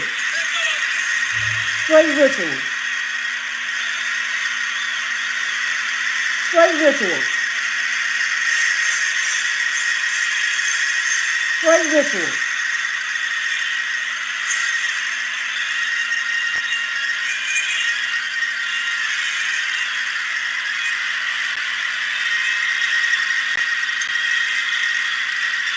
Come on, somebody give God some praise. She's a witch. See, these warlocks and all that, this is where they go. This man, he got a bunch of witches and warlocks and sorcerers in here. That was a straight ritual. That was a straight ritual. Straight ritual, man. Now you passing out. You all this here. Come on now, really? And then Tyler Perry, you sitting here giving this man $1 million for what? For what? I never could get why rich folks give rich people money. Why? Why? That's why I don't got nothing for these people. I don't cherish these people. I don't worship these people. These people gonna perish and burn in hell. Okay? They're gonna perish and they're gonna burn in hell. Tyler Perry, who gave you the authority to lay hands and do all this crap, and you laying up with men? Come on now. Yeah, you gotta be ordained to lay hands. Who ordained you to do this? Who ordained you to do this? This is sorcery. This is sorcery. I'm telling you, this straight sorcery. And that's why he had a dang on that happened to him. You know? You can't let everybody lay hands on you. Then you in church, you know what I'm saying? With all that. Step down.